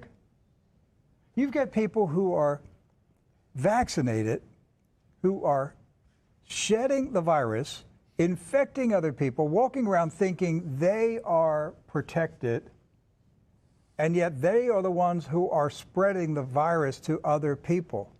So this vaccine shedding thing, this doesn't exist with the COVID vaccine. It's not a problem that exists. I believe it doesn't exist with mRNA vaccines at all. There is such a thing as vaccine shedding in some circumstances. Like a while back, there was a polio vaccine. It was an oral vaccine. You drink it, and it inoculates you to polio. And there was an outbreak in some African country, I don't remember which, because it was not active, or it was not adequately deactivated. The producers did a bad job of producing the vaccine. You have to make sure your medicine is produced properly, basically. And it led to shedding where people who had drank it and been inoculated started, they became transmissible, basically.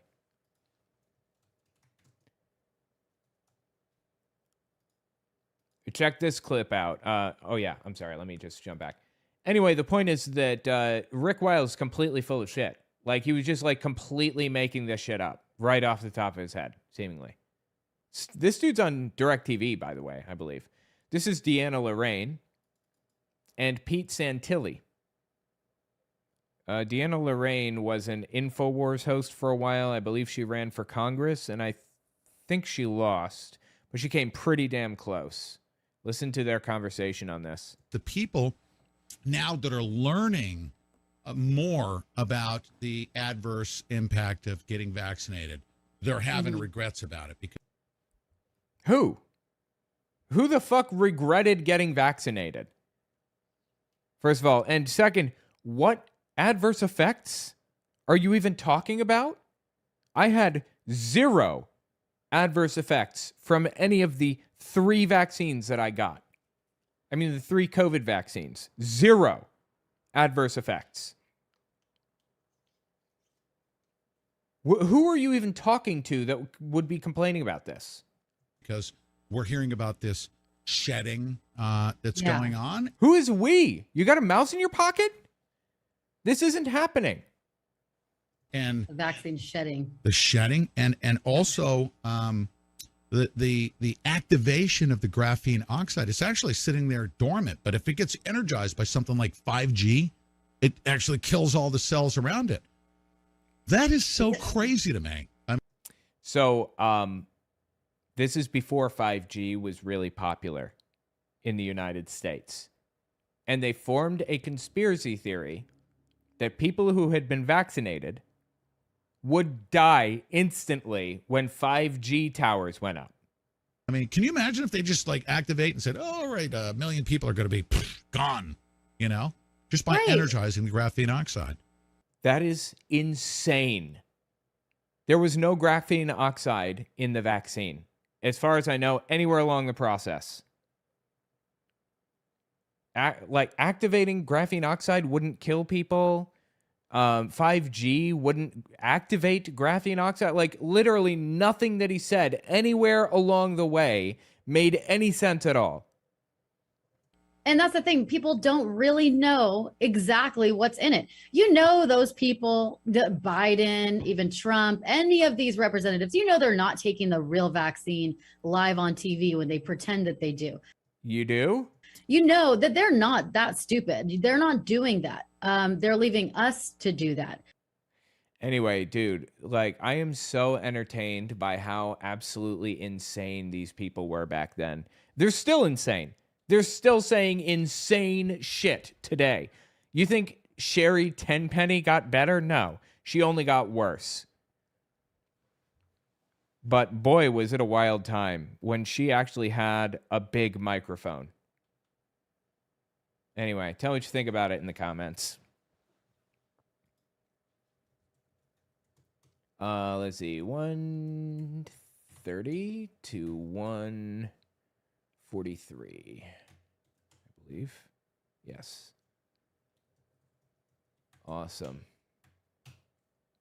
And then we can hit Peter McCullough maybe, because there's another set of, let's see, vaccine, delete, tab. Ark Encounter, Mamdani, Venezuela,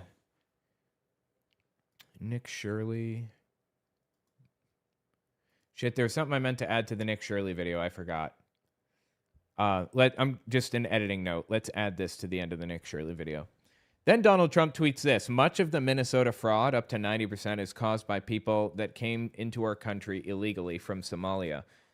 No, actually, I would argue that 90% of the fraud is done by Republicans, namely Donald Trump and his cabinet. Congresswoman, quote unquote, Omar, an ungrateful loser who only complains and never contributes, is one of the many scammers. Did she really marry her brother? No, she didn't. That's a lie. That's just fabricated out of thin air. It's fake. She did not marry her brother. There is a lot of this stuff has some grain of truth to it, right? This doesn't. There's literally not a grain of truth to this. Lowlifes like this can only be a liability to our country's greatness. Send them back from where they came. Somalia, perhaps the worst and most corrupt country on earth. Make America great again. Absolutely wild, dude. Tell me what you think in the comments. All right, cool. This is the tweet that made me think about circling back around to the vaccine stuff. All COVID vaccinated will be dead by December 31st, 2025. According to United States of America, who led the charge to kill 95% of the world in 1994 under UN Agenda 2021. I mean, God, dude, these people are insane. Absolutely insane, dude. All right, let's see here. Ark Encounter, Mamdani, Venezuela. Do I want to cover Venezuela? I'm not really sure. It's a big story, but it doesn't really connect to my, like, genre, my niche very well, if you will. The people. Give me a second here to pull up my tabs. That Jesus is not a way, but the one and only way to. I've got Peter McCullough, and I've got the Ark Encounter. And there was something else I wanted to... Oh, yes, that's right. Kirk Cameron. Let's watch this. Yeah, let's watch this. But first... Hey, guys. I'm actually gonna... Well, God, he's such a copyright hawk. Maybe I shouldn't let it play. I gotta go grab something real fast. I'll let the debate play for a second. I'll be right back. Please show me. I don't want to believe in a fairy tale. I don't want to commit intellectual suicide, but I want to know the truth. And I opened my eyes. It wasn't like I saw a vision. I didn't hear voices. Jesus wasn't on the windshield. The Holy Spirit didn't rush in through the air conditioning vents and blow my hair back. But I had this sense that something had clearly changed in my attitude, and I had humbled myself before the possibility of an all-powerful God who perhaps created me. And there was a change in my heart. I began reading the Bible, which was once dead letter to me, made no sense to me, came to life and spoke to me in an extremely powerful way. I began going to church, learning more about this God of the Bible. God began transforming me on the inside. I began to love the God I once mocked in sarcasm, and I began to really despise and hate the sin that I once loved and enjoyed so much. This wasn't a change I was trying to produce in myself. And as I began to study more deeply the issues of science and history and the Bible and look into the questions and objections that you're hearing today, I found that all the evidence points to support my decision to trust and believe in the living God. Before this debate, Brian and I had a chance to talk on the phone. I called and we just talked about a couple of details, and I ended the phone conversation by saying, Brian, don't worry about anything. I'll be praying for you. And Brian laughed, and Brian said, that's it, Kurt. You pray for me, I'll think for you. And I thought, I said, you know what? He's right on, man. Think.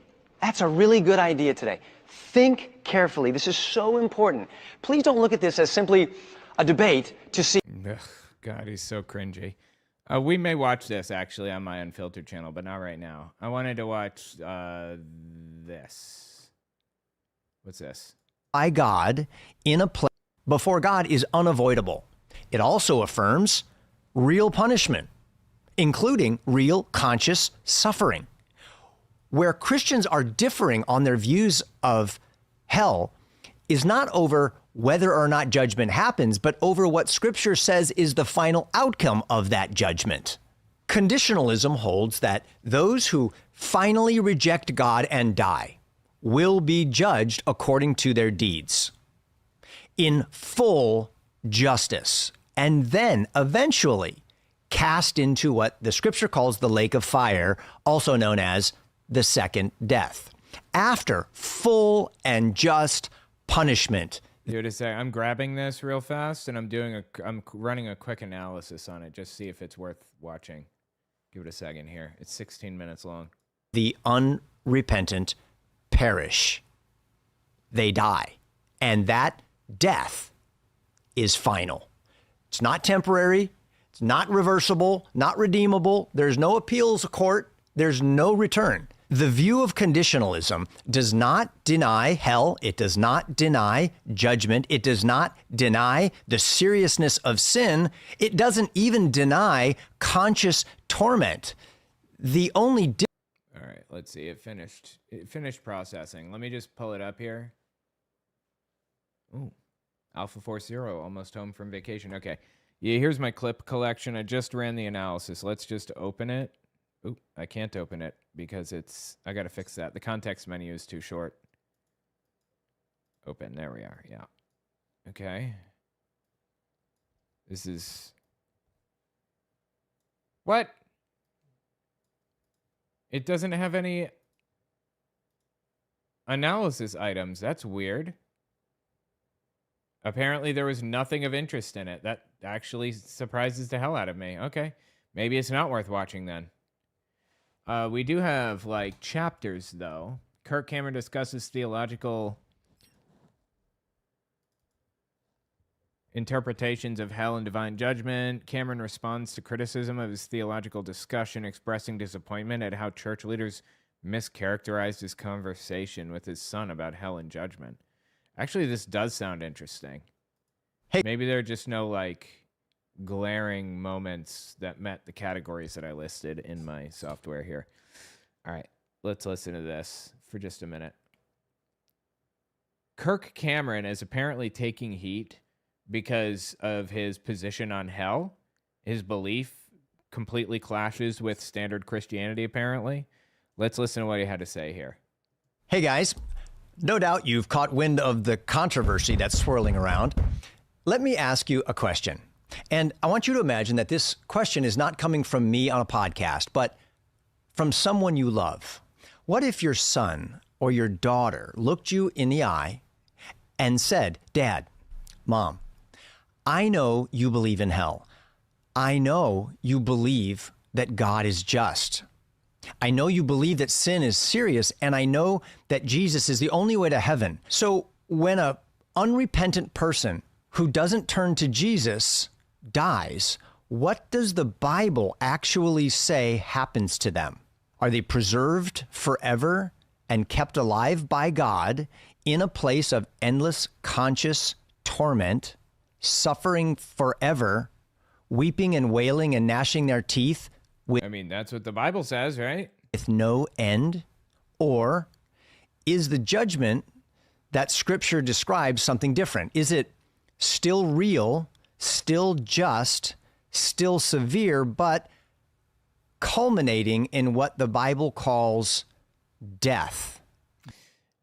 The Bible does say, actually, that you're just going to die and it's going to be over. Jehovah's Witnesses are correct on that. Hell is not mentioned in the Bible. It is mentioned in apocryphal books that should arguably be in the Bible, like the Apocalypse of Peter, as opposed to the Apocalypse of John, which is the book of Revelation. The Apocalypse of Peter should be in place of the book of Revelation. And if it were, you'd have a much more defensible stance to claim that hell is real. I wrote about this in my book, Understanding Jehovah's Witnesses, at length. The Apocalypse of Peter was a book written about what hell is supposed to be. But it's not in the Bible. It was not added. As a result, later on, a writer named Dante wrote a book called Divine Comedy. And there's a chapter in Divine Comedy called Inferno. And in that chapter, it talks about hell from the perspective of the Apocalypse of Peter. And it says some pretty horrifying stuff in the Apocalypse of Peter. Liars will be strung up by their tongues. Whores will be hung over bubbling mires by their hair, and some other crazy stuff. It's wild. But the Bible doesn't say anything about hell. In fact, the few places that it uses the word hell at all are actually referring to like a location called Gehenna. It's a physical spot where people, it was like a killing ground, I believe, in the Middle East.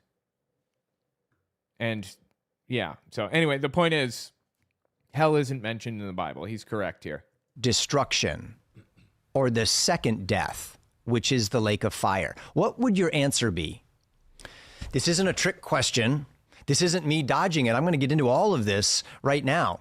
This isn't a reaction to a headline, and I'm not asking for what you've always believed or been taught, but what do you believe the scriptures actually teach?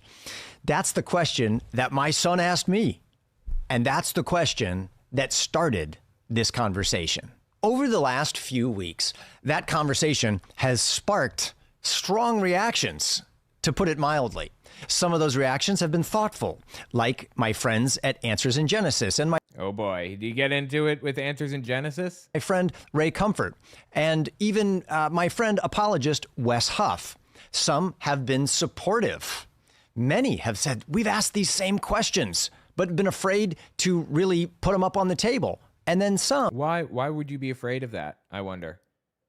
Why would you fear bringing up these religious questions? Is it maybe because religious fruitcakes are disturbing and scary, and the shit that they say and do should scare the shit out of anybody? Is that why? Some have been deeply critical. I've been accused of denying hell, denying judgment, even denying the faith that was once for all delivered to the saints. I think it has to do with the culture that we're living in. We now have... Oh my God, yeah. It's, let me guess. I'm going to guess. Is it cancel culture? Did cancel culture come for you, Kirk? Is that what you're about to complain about? Something wrong with the culture. Kids these days, am I right? Of incredibly short attention spans. I get it. Oh, give it a fucking rest, dude. It's always some stupid shit about kids these days, really. We don't have a shorter attention span, to my understanding, than we did 50 years ago. I could be wrong there. Let me find out. Let me just verify that. Hold the phone.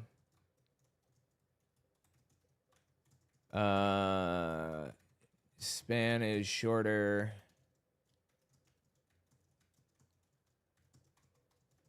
Let me see if I can find an answer to this. Hold on.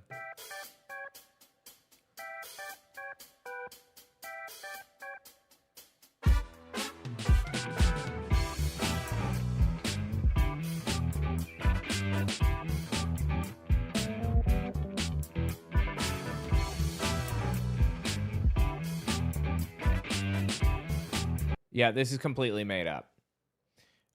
There's a claim floating around that our attention span is now 8 seconds. That's not true. When BBC journalist Simon Mabin traced this statistic to its source, he discovered there's no scientific evidence whatsoever. The entire claim originated from a website called Statistic Brain that provided no peer-reviewed research and never responded to requests for substantiation. The viral Time magazine claim that humans have shorter attention spans than goldfish was based on a small sample of web users, and it's currently impossible to measure the attention span of a goldfish anyway. Here's what the research actually shows. There's one real finding that gets misrepresented. Gloria Mark's longitudinal research at UC Irvine shows that average screen switching time decreased from 2.5 minutes in 2004 to just 47 seconds in 2023. But that's measuring how long people stay on a single computer screen before switching, not their ability to sustain attention on something they care about, which is very different. Maybe the contents on our computer screen is the thing changing, not our attention. For example, a billion possibilities here. The bottom line, people haven't lost the capacity for sustained attention. This is just a kids these days kind of problem here. People watch a 10 or 15-second clip, often edited by somebody else, pulled out of context, sometimes intentionally, in order to stir outrage and drive clicks and increase viewership for someone else's channel. In fact, there have... YouTubers? They would never do that. He's lying. This is a lie. Been exponentially more views on reaction videos about my conversation. Reaction videos get more views? No. Oh, Alpha Force Zero in the house. Welcome back. Yeah, I guess so. If you want. Yeah. Hello. How is it going? Alpha 40 just walked in the house from a vacation. Like, quite literally, Alpha 40 in the house. Mm-hmm. I was off visiting my mother, which, by the way, she says you swear too much. Snazzy pants. I got snazzy shoes. Oh. Those are snazzy. Snaz City in here. She says you swear too much in your videos, and she has to edit it out. Yeah. I was sitting next to her while she was editing, and she had to put 3 quacks in a row. Yeah. 3 in a row. I did the quack. 1, 2, 3. I heard, or I figured. Yeah. Yeah, this is great. Yeah. It's Quack City up in here. Yep. Snaz City, Quack City, we got all the cities. Yep. All in one place, too.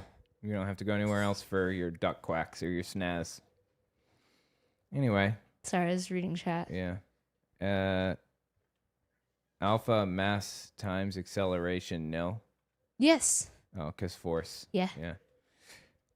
Okay. I'm out. Alrighty, awesome. I'm gonna have grab fun. Okay. You're muted then. Love you. Welcome back. Okay. Careful. I'm trying. I'm sorry. All right, let's continue. With my son, then there have been views of people who actually watched the full episode in context. Now, I totally... God, you know, this is the quintessential response. Anytime somebody gets themselves in hot water, it's always, context! There wasn't enough context! You need to add context. You got to see the context. When they're literally saying white people are superior to black people. Context! Context! I need context! There's no context that would make this stuff better most of the time. I know we're talking about Kirk Cameron. This is the exact same thing Ray Comfort did, actually. You guys remember the banana thing? And he said, that sounded so ridiculous. You know, the banana where you can put it near your mouth, doesn't squirt in your face, he says. He said that was ridiculous sounding because the context was stripped from it. Please. Expect that kind of behavior from non-believers, from people who reject God, people who oppose the Christian faith. Okay. Yeah, Jesus's people are way better than atheists, right? But what genuinely surprised me, what I was not prepared for, and honestly, what was so disheartening to me personally, was to see that same pattern coming from within the church itself, from my own brothers and sisters in Christ, and even some very influential, prominent leaders within the church who... Name names, Kirk. Please. Start drama. I want to hear it. Either did not watch the full episode in context or... context. Who either did not watch the full episode in context or, for whatever reason, decided to totally mischaracterize what my son and I actually said. Now, before I go any further, I want you to know this. This is important. I did not walk into this conversation carelessly, flippantly. I sought counsel. I took the advice of my pastor and another spiritual Gandalf of mine, an older, wiser Presbyterian elder who... Wait, Gandalf? You're not allowed to... Is Gandalf from Lord of the Rings or Harry Potter? And where does Dumbledore fit into this? Is he allowed to watch those? Probably not, right? And another spiritual Gandalf of mine, an older, wiser Presbyterian elder who told me, Kirk, I love you, I care for you, and I'm concerned that you're going to be misunderstood. Well, he was right. And I consulted with my wife and several trusted historians and Christian apologists on this topic. I wanted to be careful. I wanted to be faithful. I want to honor the traditions of my faith and be accountable before opening a discussion with my son publicly. So let me be very clear. I believe in hell. I believe in judgment. I have not denied the authority of Scripture. What I have done... You know, that's super interesting because if he did deny the existence of hell, which, of course, hell is not real, it's not in the Bible, if he did deny it, it would invalidate, like, a lot of his life's work because most of his life has been spent going to people and trying to use fear-mongering tactics on them, telling them they were going to die if they don't blah, blah, blah. They're going to die and go to hell. They need to be saved immediately, or they're going to suffer for eternity. That is very interesting. Lord of the Rings. Wait, who's Ganondorf? Does Ganondorf fit into this? No, that's Zelda. Yeah, Ganondorf, Gandalf. And Gandalf is from Lord of the Rings. Dumbledore is from Harry Potter. Is that right? Is acknowledge an honest theological question, one that faithful Christians have wrestled with for hundreds, even thousands of years as Christians. And it's about how the Bible describes the final fate of the wicked, the unrepentant. That distinction, that's us, matters. Most people who have watched these reaction videos really don't understand the position we were talking about because they just watched a soundbite. There's so much confusion about the Christian view that is known as conditionalism or annihilationism. Many assume it teaches that when a sinner dies, they just poof, disappear. That's Jehovah's Witnesses' position. Just evaporate. They just slide into a state of non-existence at the moment of their death. That is not what it teaches. And that's not what my son James and I said. That is actually what it teaches, as far as I understand it. Go back. It says, and I'm quoting a Jehovah's Witness verse now. This is what I would have said as a Jehovah's Witness, but it's accurate.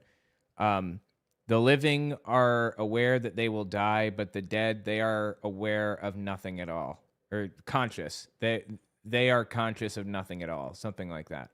Encourage you to watch the original video. Conditionalism begins with a biblical claim about what human beings are. We're mortals. That means we are subject to death. It started in the Garden of Eden. According to Scripture, human beings are not naturally immortal after the fall. God alone naturally possesses immortality. Eternal life is a gift. Dude, the more I listen to these nutcases, like, I didn't grow up with most of this insane evangelical nonsense. The more I listen to these people, the weirder it gets. Is it just me? The shit that they talk about, the positions they hold, it's all so fucking weird, right? I don't know. It's just bizarre how they view the world around them. I believe. And it's something that God grants to those who are saved, the redeemed through Jesus Christ. He who believes in the Son shall not perish, but have eternal life. Right. Jehovah's Witnesses drew a line between everlasting life and immortality. And God was the only one with immortality, which means after they get to, after the paradise, after Armageddon and all of that other stuff, according to Jehovah's Witnesses, people will be resurrected and they will be able to, die. It will be possible for them to die. They just won't die. They won't age or whatever. But this is kind of a new theology that Jehovah's Witnesses just came out with.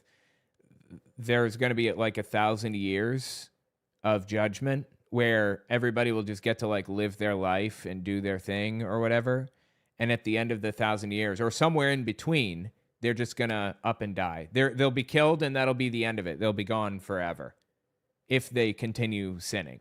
They'll have the choice to sin or not sin. I don't know why God's giving us like 16,000 different chances here. Why doesn't he just like reveal himself, say, follow me or don't follow me? And if you don't, goodbye. And if you do, we get to go to paradise. Why doesn't he just do that?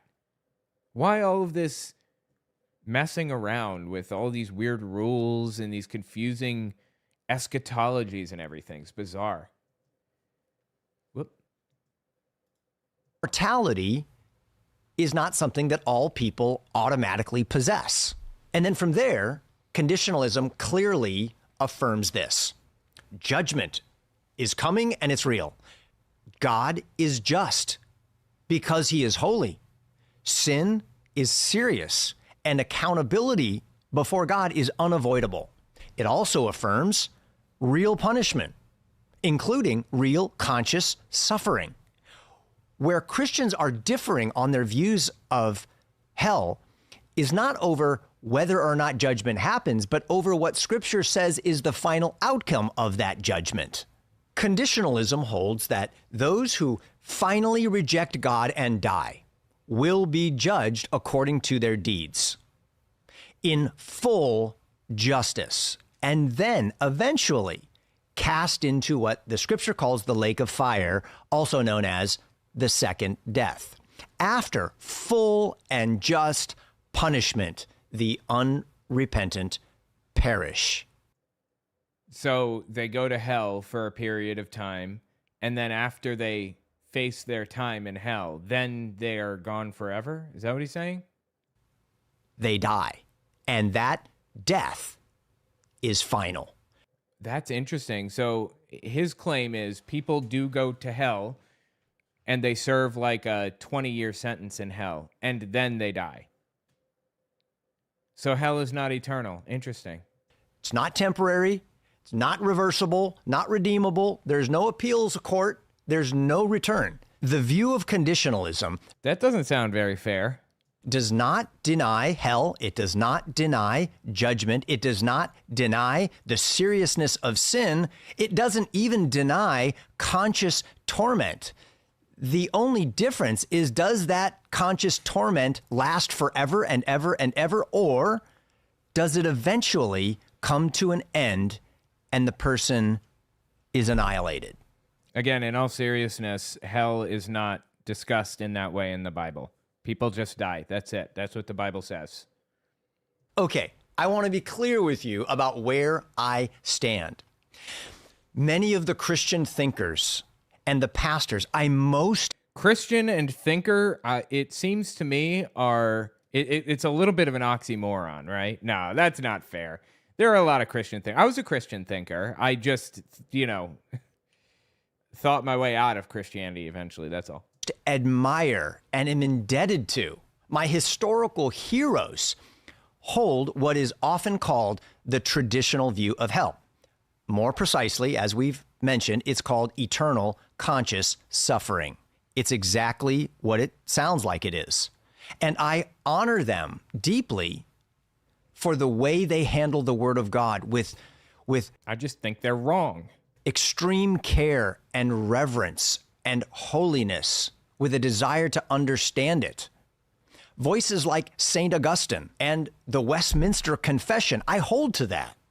Charles Spurgeon, George Whitefield, John Wesley. God, dude, some of these people are scumbags. Why would you want to follow some of these people? George Whitefield, I think he mentioned, is just like an awful person. I think he was from the Second Great Awakening in the 1800s, if I'm remembering correctly. He was awful. He's just a bad person. Dr. R.C. Sproul and one of my own personal mentors, Dr. John MacArthur, have all... Oh, God, not John MacArthur. He's even worse. He has this mega church. My Congresswoman... God, he's bad, dude. This is John MacArthur right here. Simply stated, there is no such thing as trans... No, you know what? Hang on. We're just going to play a couple of them here. Check this one out. What is going on in America is Romans chapter 1 is being played out. Romans 1:18 says, the wrath of God is revealed from heaven against all ungodliness and unrighteousness of men who hold the truth in unrighteousness. Okay, any country or any civilization ever held the truth, it would be us, Western civilization. We held the truth, the Word of God. Wait, if any country ever held the truth, it would be us, Western civilization. Off to a bad start. But we held it in unrighteousness, so the wrath of God has been revealed. This isn't eternal wrath, that's hell. This isn't eschatological wrath, that's the wrath described at the end of the age. This is the wrath that's described in Romans 1. What wrath is this? there is a judgment that has 3 steps. God gave them over, God gave them over, God gave them over. That defines what that wrath is. First, he gave them over to sexual perversion. Sounds awesome. I'm in. You got me sold. He gave them over to adultery, love it, fornication of all kinds. So I am so in. When God turns a culture over, when God takes a culture that has had the truth and held the truth in unrighteousness, and God unleashes his wrath, the first thing you will see is a sexual revolution. You had me at fornication, honestly. That's what you will see. And that's what we saw back in the 80s and the 90s, the sexual revolution. And then it says, then God gave them over to homosexuality. Okay, I'm not in on that one personally, but I'm all in for people being able to do that if they want. Okay, not adultery. I'm not in on adultery, but I'm in for other people wanting to commit adultery. If they want to do that, then that's their right. Women with women, men with men, and even receiving in their bodies the due reward of their iniquity, which would be AIDS and other venereal diseases. You catching what he's putting down? He says AIDS is the judgment of God. Dude's a complete scumbag. Then there's this one. There is no such thing as transgender. You're either XX or XY. That's it. Yeah, that's not what transgender means. It means people experience the world differently than you. But okay. And by the way, that's not even true. There are cases where, you know, there are in-between cases. There are edge cases. These things happen a lot more often than one would think, actually. But all right, whatever. Go on. God made man male and female. That is determined genetically. That is physiology. That is science. That is reality.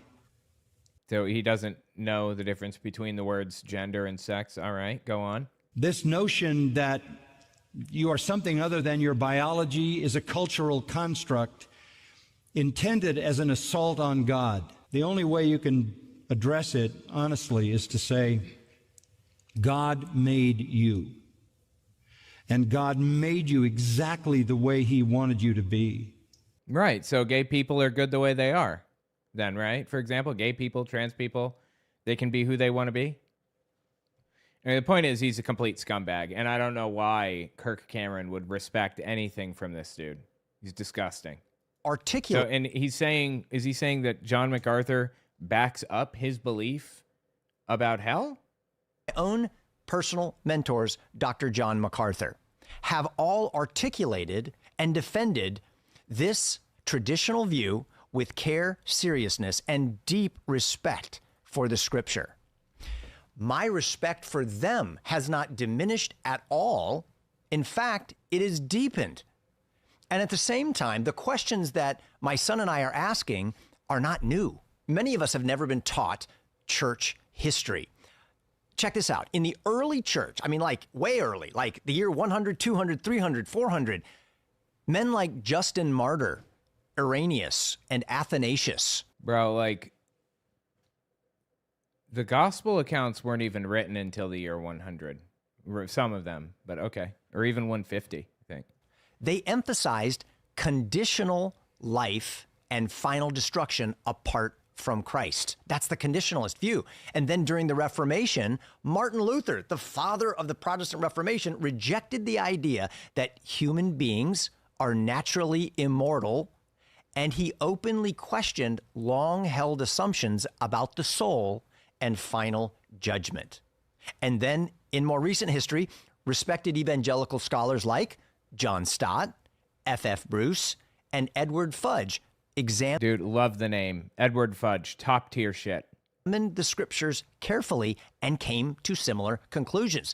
It's interesting that Francis Chan's co-writer in the book he wrote about hell, after the book was published, shifted his views away from eternal conscious torment and says he is leaning toward conditionalism because he thinks it's more biblically sound, although he's still grappling with some passages. So when I ask questions about how the Bible describes final judgment. I am not rejecting orthodoxy. I'm standing in a long Christian tradition that believes Scripture deserves careful, humble, and honest study. Wait, so you are rejecting orthodoxy then? That's literally what that means, to reject orthodoxy. What are you talking about? This dude is so full of shit. Also, Joni Cummings says, I think there's XXY, and it's called intersex. Could be wrong. Hail the kitty overlords. Appreciate it. Yeah, there's more than just XXY also, I believe. And it's a lot more common than people think it is. It's an edge case, but it does happen. It is not just XX or XY. He is incorrect on nearly everything that he said. Anyway, interesting to see Kirk Cameron kind of facing a controversy in the Christian community, though I think he's more correct than the other Christians. I got the impression he was saying that hell is temporary, like you serve your sentence and then you die, something to that effect. Anyway, tell me what you think about it in the comments. Pretty interesting stuff. All right, I'm getting out of here, guys. Appreciate you hanging out with me. It's been fun. I will talk to you guys on Wednesday where, a couple of things. Hang on. I'm going to do something. Do me a favor, guys. Do me a solid. Go to youtube.com/OwenCMorgan, at OwenCMorgan, here. I'm starting another channel, and it's just my normal stuff. I don't know. Maybe I've been shadow banned or something from YouTube. I'm just running a test. You can check it out if you want. And I'm just uploading some videos there to see what happens. Also, if you guys want to watch something, or if you want to watch me on Wednesday, I'll probably be covering this. This is a debate where he brings up Crocoduck. The best evidence that raised The Crocoduck thing. Also, oh, yes. Oh, my God. Kent Hovind did an open letter to Donald Trump asking him to pardon him from being a tax protester because he doesn't like the term tax protester. It bothers him a great deal. And also, I think we're 3 deep now. I have this video from Eric Metaxas where he talks shit about the International Bonhoeffer Society, who denounced him and his book in his stupid movie. So anyway, yeah, check it out Wednesday. Hope to see you guys there. I will talk to you guys then, all right?